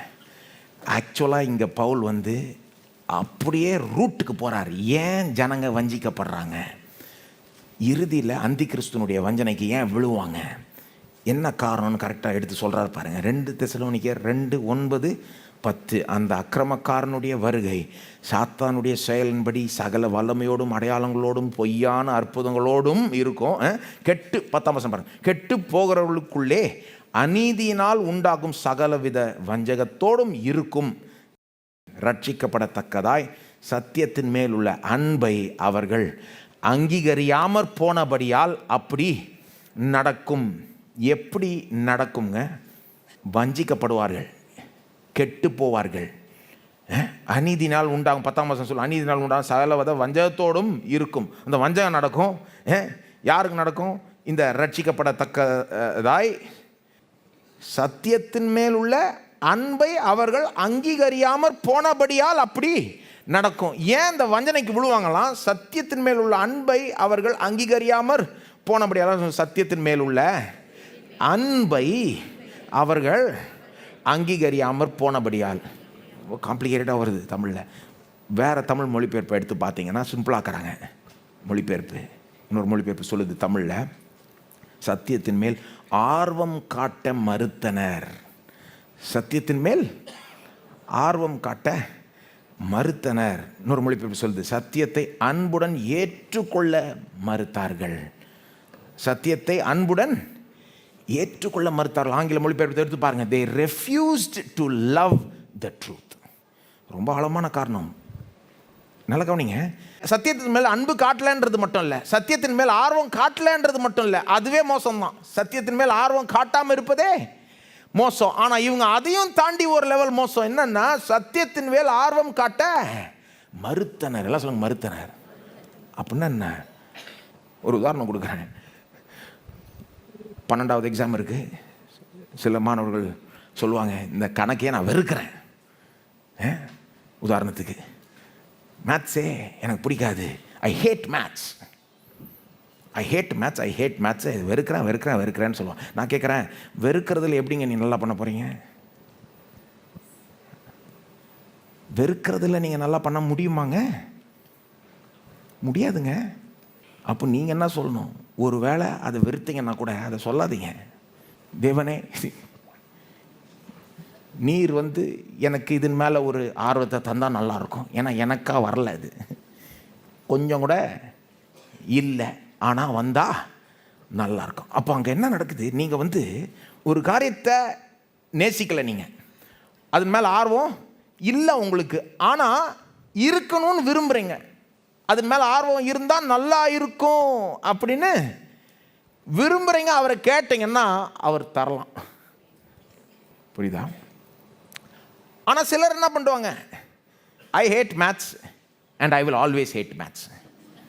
கணக்கை நான் வெறுக்க தான் செய்வேன். இப்போவும் வெறுக்கிறேன், அப்பவும் வெறுப்பேன், எப்போவுமே வெறுப்பேன். அவங்கள பார்த்து, இல்லை அவரை கேளுங்க, இதன் மேலே ஒரு ஆர்வத்தை தாரோம் அப்படின்னா, இல்லைங்க அப்படிலாம் நான் கேட்க மாட்டேன். அவங்க என்ன பண்ணுறாங்க? கணக்கின் மேல் ஆர்வம் காட்டுறது மட்டும் இல்லை, கணக்கின் மேல் ஆர்வம் காட்ட மறுக்கிறார்கள். அதுதான். அப்படிப்பட்ட ஆட்கள் என்ன சொல்கிறாங்க? நான் அப்படி ஜெபம் பண்ண மாட்டேங்க, கடவுளை பார்த்து நான் கேட்க மாட்டேங்க, இதன் மேலே ஒரு ஆர்வத்தை தாரும் தேவனே அப்படின்னு சொல்ல மாட்டேன், என்றென்றைக்கும் நான் இதை எனக்கு வேண்டாம், இது கணக்கும் வேண்டாம், இதுவும் வேண்டாம் அப்படின்னு சொன்னாங்கன்னா, நான் அவர்களை பார்த்து சொல்ல விரும்புகிறேன், கணக்கை பொறுத்த வரைக்கும் உங்கள் கதை முடிஞ்சது. இது ஒரு உதாரணம். எனக்கு கணக்கு பெருசு கிடையாது, இந்த சத்தியம் பெருசானா. அந்த ஆட்டிடியூடோட இந்த சத்தியத்துக்கு வந்தீங்கன்னா வாழ்க்கையே போயிடும். நல்லா கேளுங்க. இன்னைக்கு சத்தியத்தை விரும்பலைன்னா கூட பரவாயில்ல, பரவாயில்லன்னா இந்த அர்த்தத்தில் சொல்கிறேன் கேளுங்க. நீங்கள் சொல்லலாம், எனக்கு எனக்கும் கொஞ்சம் அப்படி தாங்க இருக்குது. நகைச்சுவையை விரும்புகிறேன், பெரிய பிரம்மாண்டத்தை விரும்புகிறேன், ஆனால் சத்தியத்தை விரும்புகிறேன்னா வசனத்தை விரும்புகிறேனான்னு கேட்டிங்கன்னா அவ்வளோ ஒன்றும் விரும்பலை அப்படின்னு ஒருவேளை நீங்கள் சொன்னீங்கன்னா, அல்லது பார்த்துட்டு இருக்கிற ஒருவேளை யாராவது சொன்னாங்கன்னா, நான் சொல்கிறேன் பரவாயில்ல, விரும்பினா நல்லா இருக்கும்னு நினைக்கிறீங்களா? ஆர்வம் காட்டலை, ஆனால் ஆர்வம் காட்டினா ஆர்வம் இருந்தால் நல்லாயிருக்கும் அப்படின்னு நினைக்கிறீங்களா? அப்போ நீங்கள் பார்த்து ஜெபம் பண்ணுங்கள் தேவன்கிட்ட. சும்மா கேளுங்க, ஜெபம் பண்ண சும்மா வாய் தந்து கேளுங்க, தேவனே எனக்கு இதன் மேலே போதுமான அளவுக்கு ஆர்வம் இல்லை, எனக்கு இன்னும் கொஞ்சம் ஆர்வம் வேணும், சத்தியத்தின் மேலே ஆர்வம் வேணும், இருந்தால் நல்லா இருக்கும்னு சொன்னீங்கன்னா நீங்கள் பொழைச்சிப்பீங்க. அது போதும். இன்னைக்கு சத்தியத்தின் மேலே உங்களுக்கு ஆர்வம் இல்லைன்னா கூட பரவாயில்ல, தேவனே இந்த ஆர்வத்தை நீர் தாருன்னு சொன்னாலே நீங்கள் பொழைச்சிப்பீங்க. ஏன் தெரியுமா? அவர் அந்த ஆர்வத்தை கொடுப்பார். உங்களை சத்தியத்தின் மேல் ஆர்வம் இல்லாதவர்களுக்கு ஆர்வத்தை கொடுப்பார். ஆர்வம் வந்துருச்சுன்னா சத்தியத்தை நாடுவீங்க, அப்போ சத்தியத்தை தெரிஞ்சுப்பீங்க, அப்போ வஞ்சனைக்கு விட மாட்டீங்க, வாழ்க்கையில் வெற்றி பெறுவீங்க. ஆனால் இதெல்லாம் கேட்டுக்கிட்டு இல்லைங்க எனக்கு நகைச்சுவை தாங்க பிடிக்கும், எனக்கு பவர் தாங்க பிடிக்கும், அல்லது எனக்கு இதுதான் பிடிக்கும் அதுதான் பிடிக்கும், சத்தியெல்லாம் எனக்கு பிடிக்காது, பிடிக்கவும் வேண்டாம் போங்க, நான் இப்படி தான் இருப்பேன்னு சொல்லுகிறவர்களுக்கு நான் சொல்ல விரும்புகிறேன், நீங்கள் வஞ்சனைக்கு விழுவீர்கள். நீங்கள் மாறலைன்னா வஞ்சனைக்கு விழதான் செய்வீர்கள். இதை விட நான் தெளிவாக சொல்லவே முடியாது. சொல்லன்னு சொல்லக்கூடாது. யாருக்கு இது? சத்தியத்தின் மேல் விருப்பம் இல்லாதவர்கள் கிடையாது. எனக்கு சத்தியத்தின் மேல் விருப்பம் இல்லை, விருப்பமும் வேண்டாம் போங்க, அது இல்லாமலே நான் வாழ்ந்துக்கிறேன் அப்படின்னு சொல்லுகிறவர்கள் வஞ்சனைக்கு விழுவார்கள். ரொம்ப பயங்கரமான காரியம் இது. நாம் செய்ய வேண்டியதெல்லாம் என்ன? ஆண்டவரே சத்தியத்தின் மேலே எனக்கு இன்னும் ஆர்வம் தாரும், இன்னும் அன்பை தாரும், அவ்வளோதான். இதை சொல்ல முடியாதா? ஆனால் இது ரொம்ப சீரியஸான விவகாரம். ஏன்னா இந்த அப்ரோச் இல்லைன்னா, இந்த ஆர்வம் வந்தால் நல்லாயிருக்கும், ஆர்வம் தாரும் அப்படின்னு இல்லைன்னா, எனக்கு ஆர்வம் வேண்டாம் போ அப்படின்னு இருந்தால் பிசாசானவனுடைய வஞ்சனைக்கு அப்படிப்பட்டவர்கள் விழதான் செய்வார்கள். அது அப்படிதான். ஏன் சொல்கிறேன்னா, அப்படி இருக்கிறவர்கள் பயப்பட வேண்டும், அப்படி இருக்கிறவர்கள் மாற வேண்டும், அப்படி இருக்கிறவர்கள் அப்படி இருக்கக்கூடாது என்பதனால தான் அப்படி நான் சொல்லுகிறேன். நான் சொல்லுகிறது என்னுடைய கடமை. நீங்கள் செய்ய வேண்டியது என்ன? தேவனே சத்தியத்தின் மேலே எனக்கு ஆர்வத்தை தாரும், அவ்வளோதான். இன்றைக்கி சத்தியத்தின் மேலே ஆர்வம் இல்லைன்னா கூட பரவாயில்ல, ஆர்வம் தாரும் ஆண்டவரே. சொல்ல முடியுமா? எந்திரிச்சு நாம் சொல்லுவோம், ஆர்வம் தாரும் ஆண்டவரே, இன்னும் அதிக ஆர்வம் தாரும் ஆண்டவரே, சத்தியத்தை இன்னும் அதிகமாக நேசிக்க செய்ய ஆண்டவரே அப்படின்னு சொன்னீங்கன்னா போதும். நீங்கள் பொழைச்சிக்கிறது மட்டும் இல்லை, வெற்றி பெறுவீங்க வாழ்க்கையில். நீங்கள் இந்த வஞ்சனை கண்டெல்லாம் பயப்படவே தேவையில்லை. சத்தியத்தை விரும்பணும், வசனத்தை விரும்பணும். சத்தியத்தை விரும்புகிறவர்கள் தேவனையே விரும்புகிறார்கள். சத்தியத்தை நேசிக்கிறவர்கள் இயேசுவையே நேசிக்கிறார்கள். நானே வழியும் சத்தியமும் ஜீவனுமாய் இருக்கிறேன். இப்போ சத்தியமும் இயேசுவும் இப்படி. சத்தியத்தை விரும்பாதவர்கள் இயேசுவே விரும்பலன்னு தான் அர்த்தம். ஸ்தோத்திரம் ஆண்டவரே. எந்த ஒரு நபர் கூட ஆர்வம் காட்ட மறுக்க வேண்டாம் ஆண்டவரே. ஒவ்வொரு நபரும் ஆர்வத்தை காட்ட ஏற்றுக்கொள்ளட்டும், ஆர்வத்தை விரும்பட்டும், சத்தியத்தின் மேல் ஆர்வத்தை விரும்பட்டும் ஆண்டவரே. உம்முடைய கிருபையினால் சத்தியத்தை குறித்த ஆர்வத்தை அவங்க விரும்புகிற மாதிரியாவது இருக்கட்டும் ஆண்டவரே. அந்த விருப்பம் இருந்தாலே போதும், அந்த ஒரு ஜெபம் இருந்தாலே போதும், அந்த ஒரு வேண்டுதல் இருந்தாலே போதும். நீர் நடத்திடுவீர், நீர் பார்த்து கொள்ளுவீர். படிப்படியாக உமக்கு நடத்த தெரியும், அந்த ஆர்வத்தை தரவும் தெரியும். ஆர்வம் இல்லவே இல்லாதவர்களுக்கும் ஆர்வத்தை தர உமக்கு தெரியும் ஆண்டவரே. ஆகவே நாங்கள் உம்மை நம்புகிறோம். சத்தியத்தை குறித்த ஆர்வத்தை தாரும், விருப்பத்தை தாரும். அதை நேசிக்க செய்யும், உண்மையே நேசிக்க செய்யும். எல்லாத்தை விட நம்பர் ஒன்னாக உண்மை நேசிக்க செய்யும், உண்மை அன்பு கூற செய்யும். உங்களுடைய சத்தியத்தை, உங்களுடைய வசனத்தை நேசிக்க செய்யும். நிச்சயமாய் நாங்கள் வெட்கப்பட்டு போக மாட்டோம். உம்மை நம்புகிறோம் ஆண்டவரே. தொடர்ந்து சத்தியத்துக்குள்ளாக நடத்தும். தொடர்ந்து இந்த பிசாசின் வஞ்சனைக்கெல்லாம் தப்ப செய்யும். ஒவ்வொரு வஞ்சனைக்கும் தப்ப செய்யும். எல்லாத்துலேயும் வெற்றி பெற செய்யும். இப்போ, இன்றைக்கு, நாளைக்கு, என்றென்றைக்கும் உடைய ஜனங்களை நீர் பார்த்து கொள்வீர் என்பதில் சந்தேகமே இல்லை. உடைய ஜனங்களை உடைய கரத்தில் நான் ஒப்பு கொடுக்கிறேன். தொடர்ந்து வழி நடத்தும், ஆசீர்வதியும்.